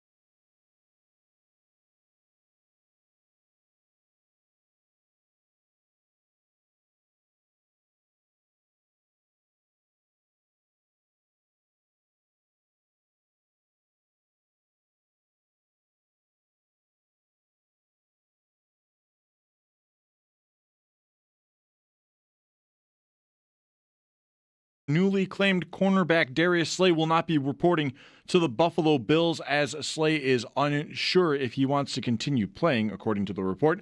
Slay played in 10 games this season while starting 9 of them for the Pittsburgh Steelers before being released by them on Tuesday. Buffalo claimed Slay on waivers yesterday while releasing cornerback Jamarcus Ingram. The Bills will not have the chance to stash him back on their roster. Ingram was claimed by the Houston Texans this afternoon. Injury report brought to you by the Barnes Firm. Injured for help, call 1-800-8-MILLION. Tight end Dalton Kincaid, offensive lineman Deion Dawkins, and Spencer Brown limited again today for the second day in a row. They do participate in practice. Defensive end A.J. Epinesa was added to the injury report with a foot injury. He did not participate in practice today, while defensive end Joey Bosa, linebacker Terrell Bernard, and wide receiver Josh Palmer did not practice for the second straight day. Our own Sal Capaccio will be on with Schopp and Bulldog coming up next to talk more on the Bills through practice as well as the transactions today.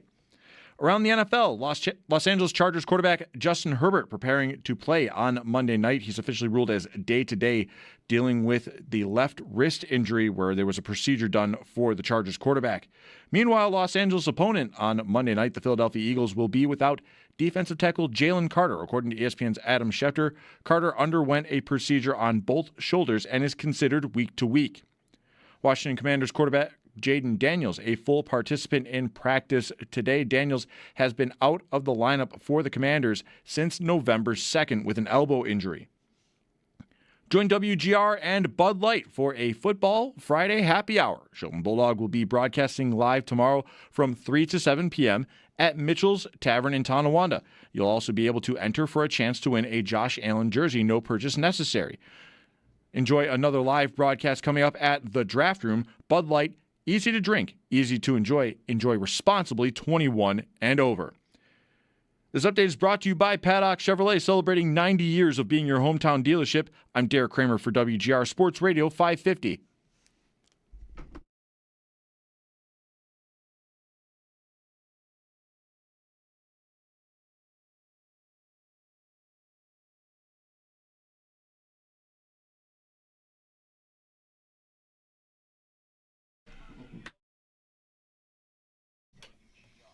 The singing voice of a former producer of ours, Tom Sitch, who I just saw a picture of on Instagram. He was in New Zealand. Yes, I've been seeing that on Facebook. Looking for ligers. Right, Tom. Love you, buddy.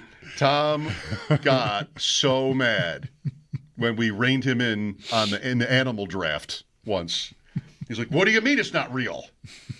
He's out there in New Zealand looking up animals that we would probably say are fake, but they're actually real because they're in New Zealand. That's got to be what's happening here. He's probably there for that reason. He hasn't let go. Right. He's still carrying a grudge about us smacking him about a lion and tiger combining into an animal called liger. Why would you draft a lion when you could draft a liger? When you get both? Yeah. 2 for 1. I don't know. Tom was great. With us now on the Wester Hotline, Sal Capaccio. What's not great, it seems, is this business with Darius Slay and Jamarcus Ingram. The Bills just lost a player here, Sal. Is it not that simple? It's pretty simple to me. I mean, they added a player who apparently isn't going to play for them, and they lost a player who, to me, provided a needed role as a depth piece. So it's just wrapping my head around it. I don't know exactly yet until we hear from Sean McDermott or Brandon Beane, what the thought process was through all of this to know exactly what happened, why, what the resolution is with Darius Slay. But I would say this. I'm sure they understood the risk of losing Jamarcus Ingram, right? I mean, when you put him on waivers, another team can claim him. So I'm sure they understood that going in. Whether they thought someone would or would not, we don't know. But you understand it could happen. He's a young player who plays a depth role, versatile for them, and I think that's somebody that is really helpful in this organization. Yep. I mean, he's a guy that last year people said they should have turned to him instead of Kyrie Elam in the AFC Championship game, in Kansas City because. I think he had performed better at that point. That said, we know he's not a starting level necessary player, but somebody I think that could be useful. As far as Slay is concerned, as we know, the reporting is that He will not report to Buffalo. He's contemplating his future. So in the meantime, guys, until there's a resolution to that, the Bills have to carry him on their 53. They don't have an option to go get somebody else. So what would the Bills be culpable for not knowing what Slay was going to do? Like, right. Could they probably couldn't have talked legally, have talked to him when he played for Pittsburgh, although they were on the same field. Maybe who knew that he was going to be released, I guess. Right, yeah. I'm wondering how much a team can know before they put the claim in whether or not a guy wants to come play for them. Like, do you just blindly put the claim in and hope? Or can you talk to an agent and say, like, look, we're thinking about claiming your guy. Will he come here? I mean, you really can't talk to team players, as you know. I mean, I'm sure they're in situations there could be backdoor channeling or whatever, but I'm always reminded of the Sean Merriman claim that Buddy Nix made. And Sean Merriman has told the story many times. Like, he just got a phone call, and Buddy Nix is like, yeah, we just claimed you. He's like, what? I'm not going to Buffalo. What are you talking about? Like, it came out of the blue. So I think that's how it works. Like, you claim a guy, and hey, well, you're coming to our place. Sorry, we claimed you, and this is the way the business works. So they wouldn't even have had a chance to find out this answer just to make sure while he was on waivers. Yeah, that's what I mean. Like, I'm not saying talk to him, while the Pittsburgh game is going on or even afterward, but once he's on the waiver wire, is it illegal to call his agent and just feel it out before you put the claim in and cut your guy? I don't know. Yeah, I really don't know. Sorry. I mean, yeah, I don't know. I don't Fine. know. That's getting into the weeds of it that I don't really know, except I would say that if you want him, you want him. Right. It doesn't matter. Yeah. I mean, it doesn't matter because, I mean, there's a part of this which is from all the reporting that we've seen as well, the Eagles were very interested, and I think he might have been interested in going back to Philly. Right. So did the Bills do this on purpose to make sure that they kept him away from a team they're playing in a few weeks? That would they be are, and right. I mean, every win is critical at this point. It's possible. I don't know. It is, but at the risk of losing a player yourself, I agree. that just seems like I'm not sure that the pros and cons add up in your favor in that situation without having some assurance that the guy would come or not. And like, so I don't know. It looks right now until we do know more, if we ever do know more, it looks like a really bad job. Yeah. So. It's interesting. Jeff McLean, who writes for the Philadelphia Inquirer, he actually yesterday, when like Slay was on waivers, and then when the Bills claimed him, actually tweeted that he thought it was a possibility that Slay wouldn't report to Buffalo, and he said there was mutual interest between Slay and the Eagles reuniting. And I'm like, well, if he knows that, then right, go back to your original question. Wouldn't other people maybe know that? Right. So is it just the Bills going, we don't care, we want to keep you away from the Eagles? Is the Bills saying, hey, we really want him, and we'll convince him to come to Buffalo? That could be it, right? I mean, that, this is a player that we want, and we're going to, we have his rights. He has no other choice. He's got to come here. He doesn't play. So I just think there's a lot here that we don't totally know yet. And at the end of the day, I agree. It doesn't look great that they just lost Jamarcus Ingram to a conference rival, by the way, who you could wind up playing in the playoffs as well. Houston. The Houston Texans. And you don't have the player that you put a claim in for yesterday. So you just said they got to carry him. Like, what's the window on that? Like, can they move him soon to like a reserve didn't report list or something, and then replace, go find another corner somewhere? There is a reserve / did not report list. That is an option from what I understand at some point. I don't know when that point would be. Okay. If you remember Dree Archer, remember that name? Mm-hmm. The Bills claimed a guy named Dree Archer, like this really fast player. He played for the Pittsburgh Steelers as well, ironically. And this is a young player, though, and he just decided he's not reporting to Buffalo several years ago, obviously now, maybe 10 years ago. And he's decided he's not coming to Buffalo. And at some point, I think they put him on the reserve did not report list, and he just gets stashed away until he comes. Now, generally, that list is reserved for people who are in like contract holdouts, training camp, did not report, something like that. This is a weird one. This is a different one. So I'm not sure the mechanism of it, but yes, that is an option. I mean, if he really is going to retire, you could put him on the reserve retired list. Then that would open a 53 spot. But guess what? So everybody knows you can't just retire and then choose your team to come back to. If the Bills were to do that, he'd still be the Bills, the property of the Buffalo Bills if he decided to play again until they specifically released him. Well, I'll just say two things because we don't need to spend the whole time on a guy that's never going to play for them probably. But one is, it's not like he was good. I mean, Pittsburgh was dissatisfied. They were done. They're not eliminated or anything. It's not like he was good in the present. And the other is, I know you're not saying this. You're saying it's possible. I can't believe the Bills would just want to block the Philadelphia Eagles for this player. Like, it's just, yes, they play, and they also play, teams he's faced already this season. But that just does not seem like a smart idea. It's not enough. If the Bills were so big on that, they could be doing that every week, just like picking up guys. It sort of feels like a, more of a fan idea than an actual real NFL team idea. Yeah, I'm trusting that they saw enough in something in particular, certain matchups, whatever, that they thought this guy can help us, even if it's just if we suffer an injury. They've had a very rough year injury-wise, so this is a player that, you do your work on everyone, right? He's available. Let's go under the hood. What do we see here in man coverage? What do we see in different schemes? What do we see in matchups against, different players when the defense is playing this scheme or what? And I want to trust that they had enough football reasons to want him in the first place.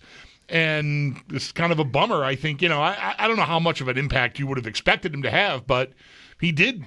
He was on the Eagles Super Bowl team last year. He had an interception in the wild card round against the Packers. So it's not like he's miles away from having helped the team. Agreed on all of that. I would tend to lean more on they wanted this player than they just wanted to block the Eagles. But considering that there was already reporting from a reporter saying the Eagles and Slay would like to reunite, and that reporter even said maybe he won't report to Buffalo, kind of gets you to, okay, well, if that's the case, then I'm sure somebody somewhere might have known that, but it doesn't matter. Even if you know it in your own building, even if Brandon Beane knew it or scouts knew it or whatever, they may say, yeah, well, guess what? We're going to claim and we'll convince him to come to Buffalo, and he's got no choice. Well, his choice would be just not to play, I guess. So we'll see about that. So I agree with you, Bulldog. I would lean that way more than anything. And then the other piece of this that it's tough for me to see is they released Jamarcus knowing that he'd go on waivers.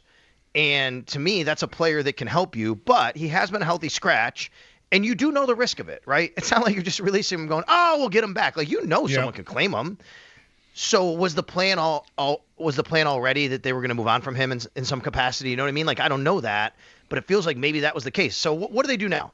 Well, they're down a DB now. They're down a corner on their 53, by the way.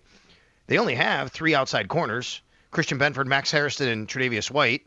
So is the answer now you could elevate Dane Jackson, or you could sign him to the 53-man roster. Yeah, that could have been it too. Maybe they were going to sign Dane and release Jamarcus anyway. I don't know. I'm just trying to come up with what possibilities could have been happening here. Do we know there weren't other teams also putting claims in? Do we know it was just the 2 teams? Because if it's reverse record, I mean, they could have been blocking them from They could have been blocking them from Indianapolis, which lost Gardner, or some other team above them in the standings. It's a good question. I have not seen or heard any reporting on that, only the Eagles, but it is very possible. Okay. Today, so new name on the injury report. Everybody's taking a turn. A.J. Epinesa, from the defensive line at least, Epinesa in street clothes, foot injury. Do we know how serious or maybe when that happened? So my guess is it did not happen at practice yesterday. I know they had a lot of practice injuries, and people are asking why. And the reason I say that is if it happened at practice, it probably wouldn't have finished practice, or in some capacity would have had, the some sort of designation, right? But then again, Ed Oliver got stepped down at the end of a walkthrough, and they evaluated it, and so it could happen. He was out there today walking around. It's not like he was off somewhere that we didn't see him. So I'm encouraged by that. It's the day of this happening. We don't know what happened, but it puts you in a pretty tough spot here too, because you only have Greg Rousseau and Javon Solomon now as seemingly your only 2 healthy defensive ends. You have Morgan Fox, who I suspect anyway, because of Joey Bosa's injury, would be up with the team this week. That's my guess from the practice squad. He's been here for several weeks now. He's more of a pass rushing defensive end. Shaq Lawson's more of an edge-setting defensive end. You have him now, and Andre Jones Jr. You have to go into a game with 4 defensive ends. So my guess, unless you just figure TJ Sanders can play that spot, you could do that too. He's been playing it. And you do have 6 defensive tackles. You can make all of them active. So we don't know what A.J. Epinesa. Tomorrow we'll find out. I'm going to ask Sean McDermott about him on the Extra Point Show when he joins me. We'll ask about him and Dalton Kincaid and others. But, yeah, it's not ideal, obviously, now. That's for sure. Yeah, I mean, they've been thin enough at defensive end already before Bosa and Epinesa left that TJ Sanders was taking snaps at defensive end. And now to be down potentially both of them, Epinesa and Bosa, is really tough. Yeah, for sure. And, you're going against Joe Burrow, who has taken a lot of sacks in his career, and that's part of the reason why, he's been a little bit banged up. Now, they've been better this year. Their offensive line has done a decent job this year. And when Burrow was in earlier in the year, there wasn't as many sacks taken. I think, Flacco just, got rid of the ball real quick if he wanted to, because he didn't want to get hit. But either way, they've been better this year, but it's not a super mobile quarterback, especially with his toe. So you'd love to have those guys being able to, kind of put some pressure on him. And obviously now you're going to have to get that somewhere else. And we'll see about Epinesa, though. The betting odds, the line and the total, predicting pretty much a shootout here, Sal, 29.5 to 24. Bills are a sizable favorite, but I don't think any of us will have any trouble picturing Cincinnati and Burrow dealing, even if the Bills weren't so roughed up defensively. Like we've seen that before. He looked pretty good. Joe Goodberry, when we talked to him yesterday, said he thought Burrow was rusty in the beginning, but then he likened how he played to Forrest Gump running and the braces falling off like over the course of that game against Baltimore. And I thought of stepping in, but Bulldog now has seen Forrest Gump, right? You finally got around to that. I did when the kids were, 12 and 10 maybe. Yeah. Like, I don't know, this isn't exactly the word I want, but would you be scared here? I mean, this is not the team you want to play really in any kind of adverse conditions, and by that I mean your injury report. No, I mean, I think that they're already a really talented team. Their defense is not good, though. And I know they played better lately, but that's the side of the ball I think that you can try to attack. And I think, Mike, that's why you're bringing up the over-under, the line. I think it's because maybe this is a game where the Bills are going to have to just say, all right, we're going to go out there and try and outscore them because they have weapons. Maybe they can score, but we think we can score too. They are pretty much last in the league in almost every rushing or passing metric. Total yards per play. If not, it's very, very close to that. So yeah, they points. This is a game where it could very well be a game where it's a little bit more high scoring. What did you observe as far as Dalton Kincaid is concerned today, Sal? So he has a brace on his left knee. Yesterday he was listed on the injury report as hamstring/knee. And it's only been hamstring up to this point. But he was practicing today, and he was in a blue jersey today, which is not a non-contact jersey. Mm-hmm. And he had the brace on. And, he seemed like he was doing normal stuff that we would normally see tight ends do. Obviously, that we can't watch every part of practice, but to me it looked like that was the case. So we'll see. Did something get aggravated? I think the big question here is, did something get re-aggravated in a knee that he's already had, issues with the knee? Or is this more of a, hey, he's to a point now where the hamstring's good, we want to put him on the field, but let's be sure because of the hamstring that we don't compromise something else that he had been dealing with. That could be it too, and because you're doing that, you list him on the report because he's put a brace on. That could be very much the case. So a couple people pointed out to me that the hamstring is connected to the knee, obviously, so maybe because of the hamstring injury, putting a little strain on the knee just caused it to flare up or something like that. But I don't think it has to be anything super serious. But, we'll see. It could be something that we're still monitoring here in the next several weeks. Is it coming up on fifth-year option decision time on Kincaid? No, this is year 3. So, yeah, this summer. Well, May this of spring. Next year, yeah. Yeah. Yep. What After would the season, May. What, you think it's automatic? You think it's not automatic? Well, I think that they'll pick up the fifth-year option the way I look at it now. I think that just gives you more opportunity and options to do things a year from now. Okay. Because remember, picking up the fifth-year option has no bearing on his fourth year, which is already guaranteed in the salary he's making, but it gives you a whole year then to do an extension, evaluate more. It just gives you more time for more information, basically. And when he's on the field, he's been good. The availability has been the issue, obviously. Right. You never like to see that. But I think if they're confident they can, get him healthy, keep him healthy, it would be a player I think they'd want to go forward with. Yeah, he's a first-round pick that's produced when he's played. I would guess that, too. That's why I worded it, is it automatic they would do it? Right. Because you would think that they probably would do it. But the story going into the offseason was get stronger and basically hold up to the grind. That's and that has not happened. Mm-hmm. Right. So they could end up, I mean, I'm not going to predict this, but they could end up signing up for the 5th year. And I don't know, this series of leg injuries is just going to, do them in. Maybe. So you wouldn't want to have that happen if you're the Bills. Yeah. Speaking of guys, go ahead. You got something else? They could also just not do that and say, let's see how year 4 goes. Right. That's right. And then just, decide his future after that without the 5th year hanging there. It could be interesting. Yeah. It might come down to what happens from here. Like he's got to get out there and mean something to them. He was a big part of the plan. Yep. You mentioned he's in a regular colored jersey. So is Dawkins. Yeah. How about Spencer Brown and he? It feels like Dawkins is certainly trending in the right direction. I feel myself, my opinion is I expect him to be active and playing in this game. What about Brown? Yeah, I agree with you on Dawkins. He was still considered limited today, but good steps. You see him in the blue jersey. He's going through the concussion protocol.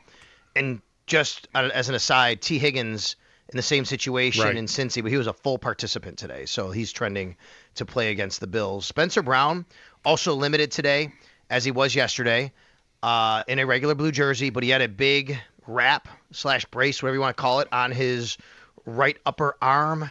I'd say maybe shoulder. We don't see the actual shoulder because of the shoulder pads, but you can see it underneath there around the bicep area. But obviously he's dealing with the shoulder, so you would guess that, that's what it's intended for. It's going to be an interesting one with him because I think with him it comes down to Deion's different. If you clear concussion protocol, you're ready to go out there and play, right? I mean, that's what it is. With Spencer, it's more of a, I'm sure, how much chance does he have to re-injure something if he goes out there? How effective can he be? And we need to combine all of that with the information to make a decision. Yeah, let's make sure we don't put him in the same situation that he was just in against Houston 2 weeks ago. Right. Like, that's right. Let's not rush that. We don't expect Trey Hendrickson on that side. Not to say like that's the only guy I got to worry about, but I feel like I can slow play Brown if I'm getting Dawkins back. Probably right. I would agree with that. And I think, because of the way the guys played last week, right? I mean, you feel that, they can handle the job. This isn't the same pass rush group that they faced last week. It's also a group that I think you can run on again. So maybe there's not as much urgency in this particular matchup to have to feel that way as well. Plus you're at home, right? Where you remember Alec Anderson last week on the road, he had a couple of false starts early. Being on the road was a big part of that, and having TJ Watt across from him. You're at home here. The cadence is a little bit different, a little more comfortable environment so for a guy like Alec Anderson or Ryan Vandermark. Should be a fun game tonight, Sal. Who do you like?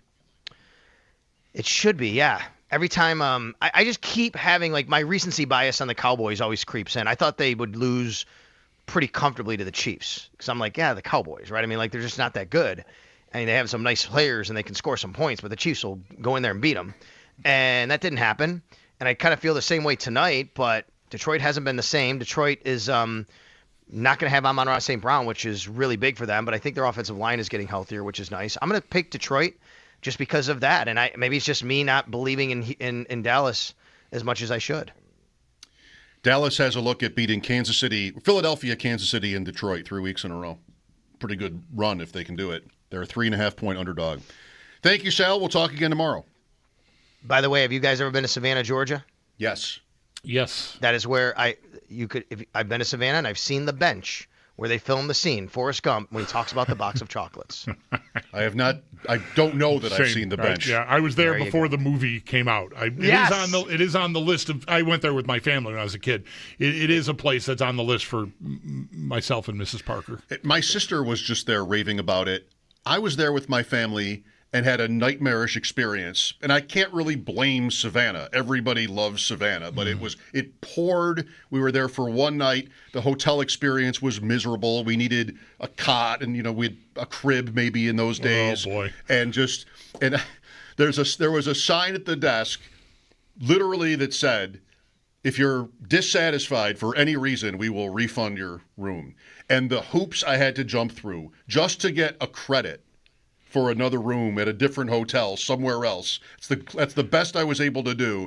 And we had a long drive home, and I have them on the phone. My wife and I are just losing our minds. You literally have a sign that says, all I have to do is say it. Right. And everything, like the heater broke, everything was bad about it, and it still didn't lead to a refund. So that's my Savannah. Yeah, don't judge the community No, at large. I don't want to. I don't want to. You're not. I just right. Just the hotel manager and the weather. All right, thanks, Sal. You got it, guys. That's our Sal Capaccio on the Western Hotline. His appearances are brought to you by New York's only outlet liquor. When you need to stock up, it's the place to buy a case. What's your outlet? Trista Crick, After Sports, here on WGR.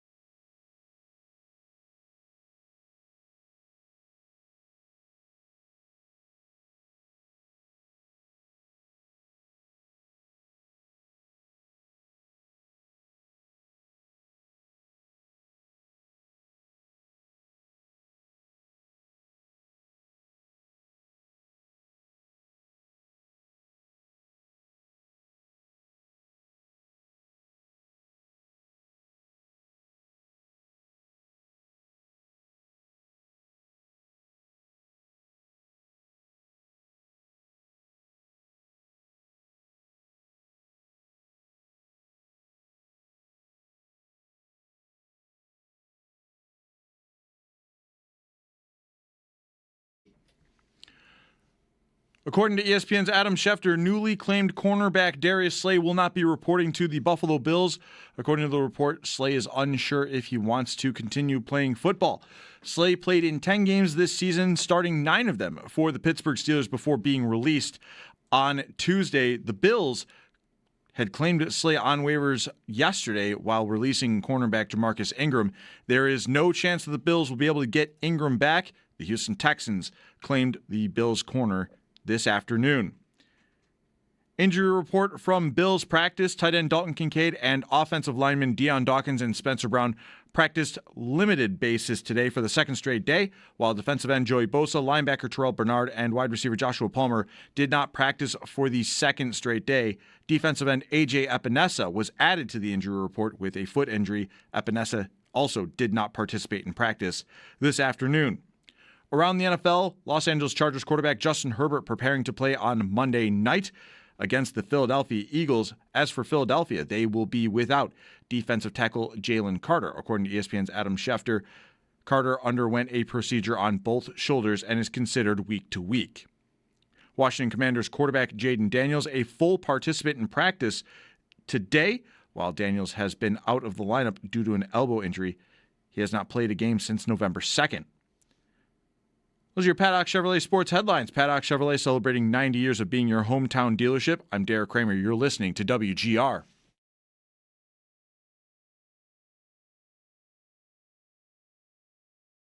They can win the Super Bowl like this. If you play this old school physical smash mouth football, I'm in. Let's take a look here. The Bills ran the ball 51 times.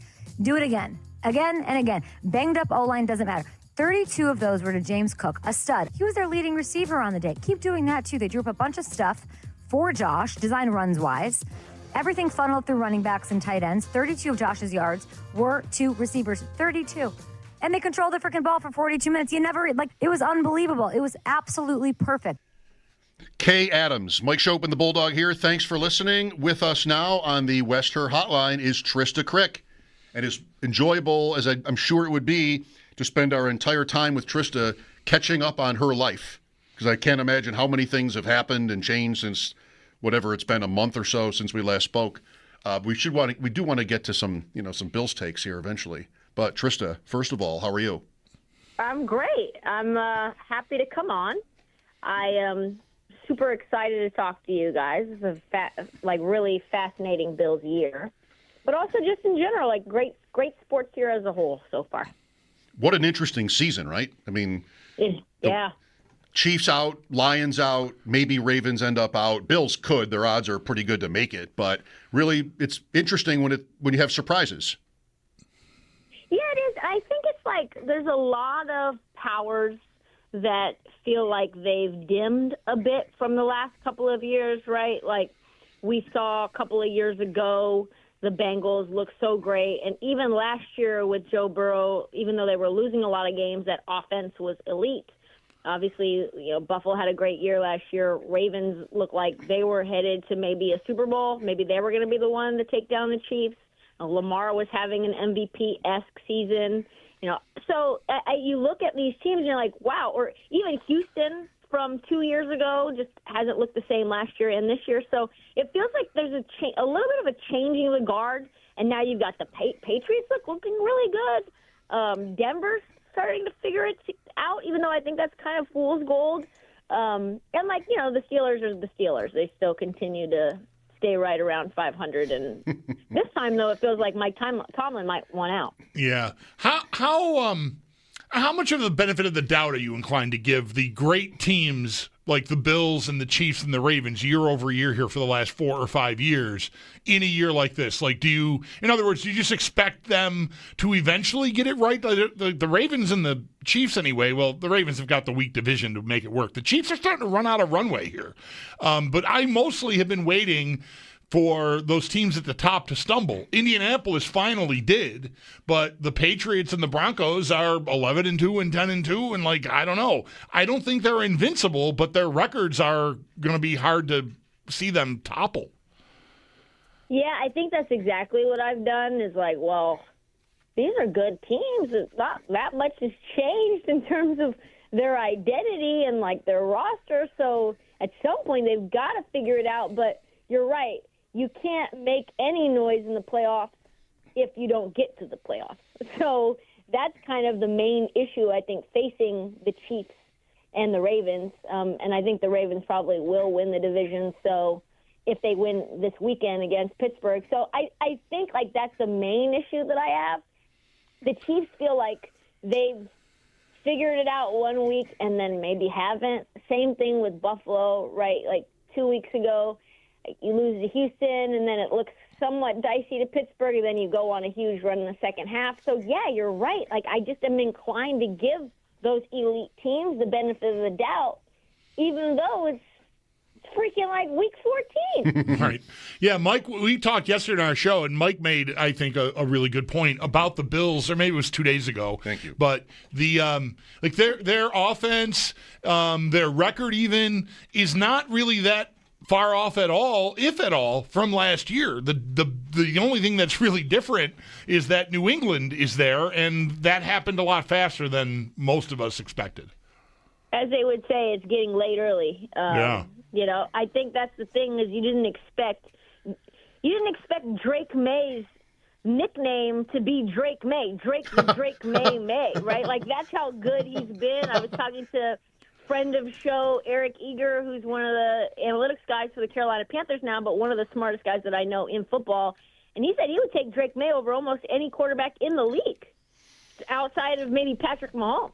So, like, that says a lot about what they got. And Mike Vrabel has been an instant cohesion creator. They have an identity. Obviously, it was a mess last year, and we were kind of thinking maybe Vrabel would take over even last year.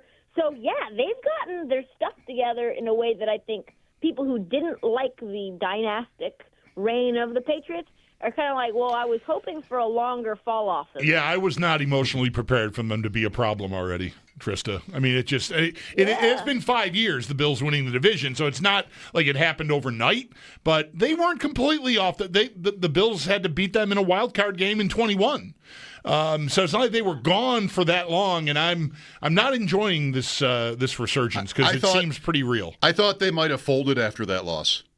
Folded the franchise. It was that bad, but they didn't. So, yes. In fact, we were hoping. Playoff games, the last time the Bengals were here, you were there. That's the last time. Yeah, those Bengals. I remember. That was a tough one. That was like the coldest I've ever been in my entire life. Was your friend a Bengals fan? I feel like there was some tie to the Bengals you had. My friend lived in Cincinnati. Okay. At the time. The Bengals fans are obnoxious. Oh, my goodness. I tell you what. That, like, they're chanting and they're orange tiger stripe, Bengal stripes, and they seemed unfazed by the weather. And it was, like, wet and cold simultaneously. It was a brutal. I might not come back to Buffalo until the new stadium's built. That's at least next year. I mean, try to pick a warmer weekend, maybe. No doubt. Your Cowboys play tonight. How are you feeling about that? Guys, I'm having a really hard time wrapping my mind around it, to be honest, because I am the quintessential Cowboy pessimist fan, right? There's nothing that you can do to tell me that no matter how good this team looks in the regular season, they will be anything other than a disappointment in the postseason. Really? But, yes, every single year, right? But, like, for how bad it looked, and I said this to Nick Costos, who I do snap judgments with, presented by BetMGM every week, twice a week actually, and I said I honestly believe that this Cowboys defense is more cohesive, adding Quinnen Williams and having guys come back from injury than it was when Micah Parsons was on the team, because we saw. I mean, you guys know what it's like to not be able to stop the run. It's impossible to win games unless you can put up 40, and the Cowboys can. But it was hard watching a really abysmal offense and Mike McCarthy doing Mike McCarthy things and a terrible run defense and then guys getting burned on the backside. It was like, I don't know what you can do. If you have one of these generational pass rushers, how are we so bad? And now, post-trade deadline, a lot of things in the interior have gotten cleaned up. Kenny Clark has looked awesome. You're getting the first-round picks now, and I think they've been a really good drafter over the course of time overall. And, like, I kind of love Brian Schottenheimer. It's all very weird to hear about Dallas, but I get it. Sounds right. It's weird, right? And, like, I've been fighting with people online because I truly believe that this is you can't just have one guy be responsible for every piece of the defense. Things start breaking down if that's all you have. It's interesting to speak to a young Dallas fan. I mean, they have not been to the NFC Championship That's when I got into Dallas, was when it was the peak of their powers. I thought that it was going to be like that every year. I would have guessed you weren't old enough to remember like the Aikman years. No, that's what drew me in. That's what drew me in, baby. The Cocaine Cowboys. 95 is their last NFC Championship game, right? 30 years ago. Yeah, so I would have been 9. That's old enough. That's when I fell in love with it. 8, 9 years old. Yep, that works. Mm-hmm. All right. Silver and blue, America's team, Silver Star, let's go, yeah. Oh man, those teams were gross for me, for us. They were unbeatable. But when I was 10, I loved the Cowboys too. How could you not? I just, I guess. There it is. Well, 3.5-point underdogs tonight. Anything else we should know, Trista? I think that they could win this game. Like I really think they could beat Detroit tonight. And Detroit's offensive line has been a mess. And like they just really defensively don't look the same. If they don't generate a lot of pressure on Dak, Javonte Williams has been kind of like a very big surprise. Yep. And I think a lot of people thought Jaden Blue was going to be the one to really kind of take over the backfield towards the end of the season. He's been largely irrelevant. Yep, totally. I think totally irrelevant. And so, yeah, it's kind of been – and George Pickens, holy crap, right? Like, he looks insane. I don't know how that's going to end up working out at the end of the year and when they have to pay him, and you know how Jerry is. But I think Detroit's kind of in trouble, and I think we could really see Dak Prescott win an MVP if they win out. I'm here for it. I got a ticket. All right, Trista, great to connect with you again. Enjoy your weekend. Love you guys. Enjoy your time. Take care. Happy holidays. Thanks, Trista. Trista Crick, you can find on X Bulldog. Yes, you definitely can. Trista_Crick. Thank you for knowing that. I obviously clammed up after I said yes, you can. That's all I knew. We'll pick the game after this. Cowboys and Lions tonight, Thursday Night Football. Mike Schopp and the Bulldog here, WGR.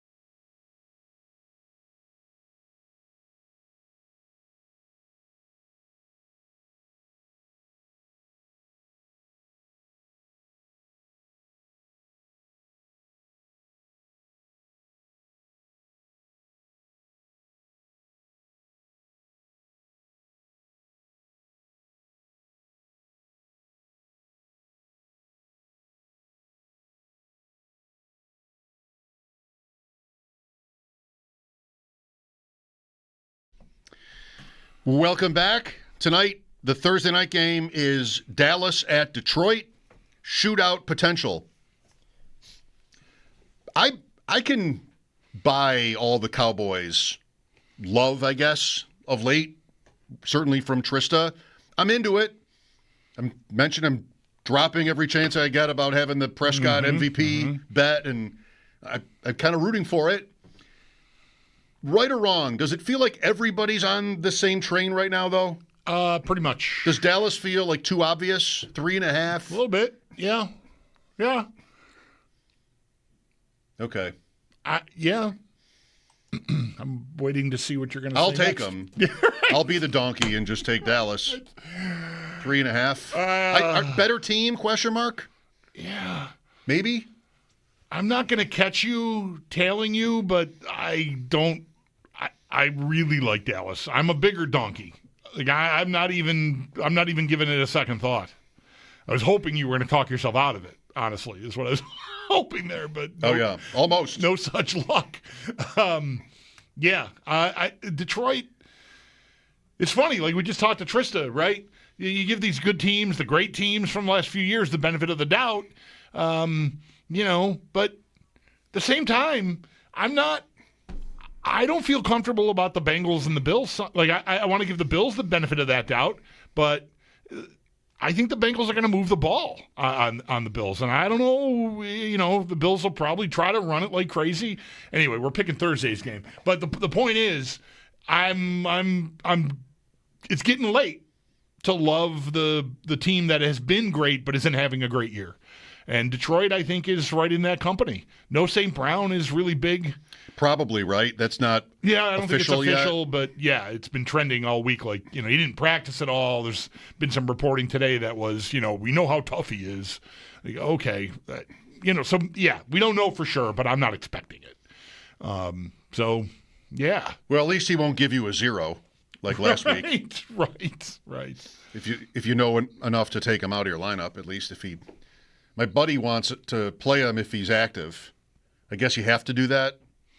If he's active, one of those. You probably feel like you have to, but you might be smart to avoid it, because if he's, he just plays a series and they're like, I tried. Yeah. Great. Thanks for coming. They're so thin now at receiver and tight end. Like maybe they would feel that they have. They're also in a pretty desperate situation at 7-5, 9-4. At the moment is the last wild card. They could maybe be thinking about first place, but you've got Chicago and Green Bay with only 3 losses each. I'm just looking for any excuse to start Adonai Mitchell.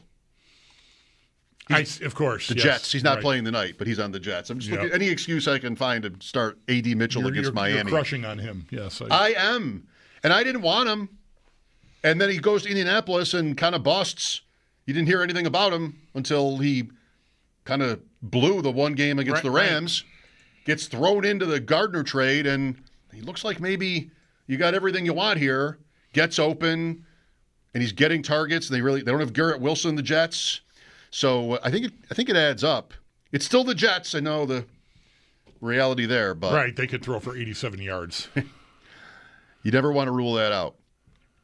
We did talk about tonight's game and also Bills Bengals with Joe Ostrowski from Bet Sweats, the BetMGM network. We'll have that conversation for you next. Mike Schopp and the Bulldog, WGR.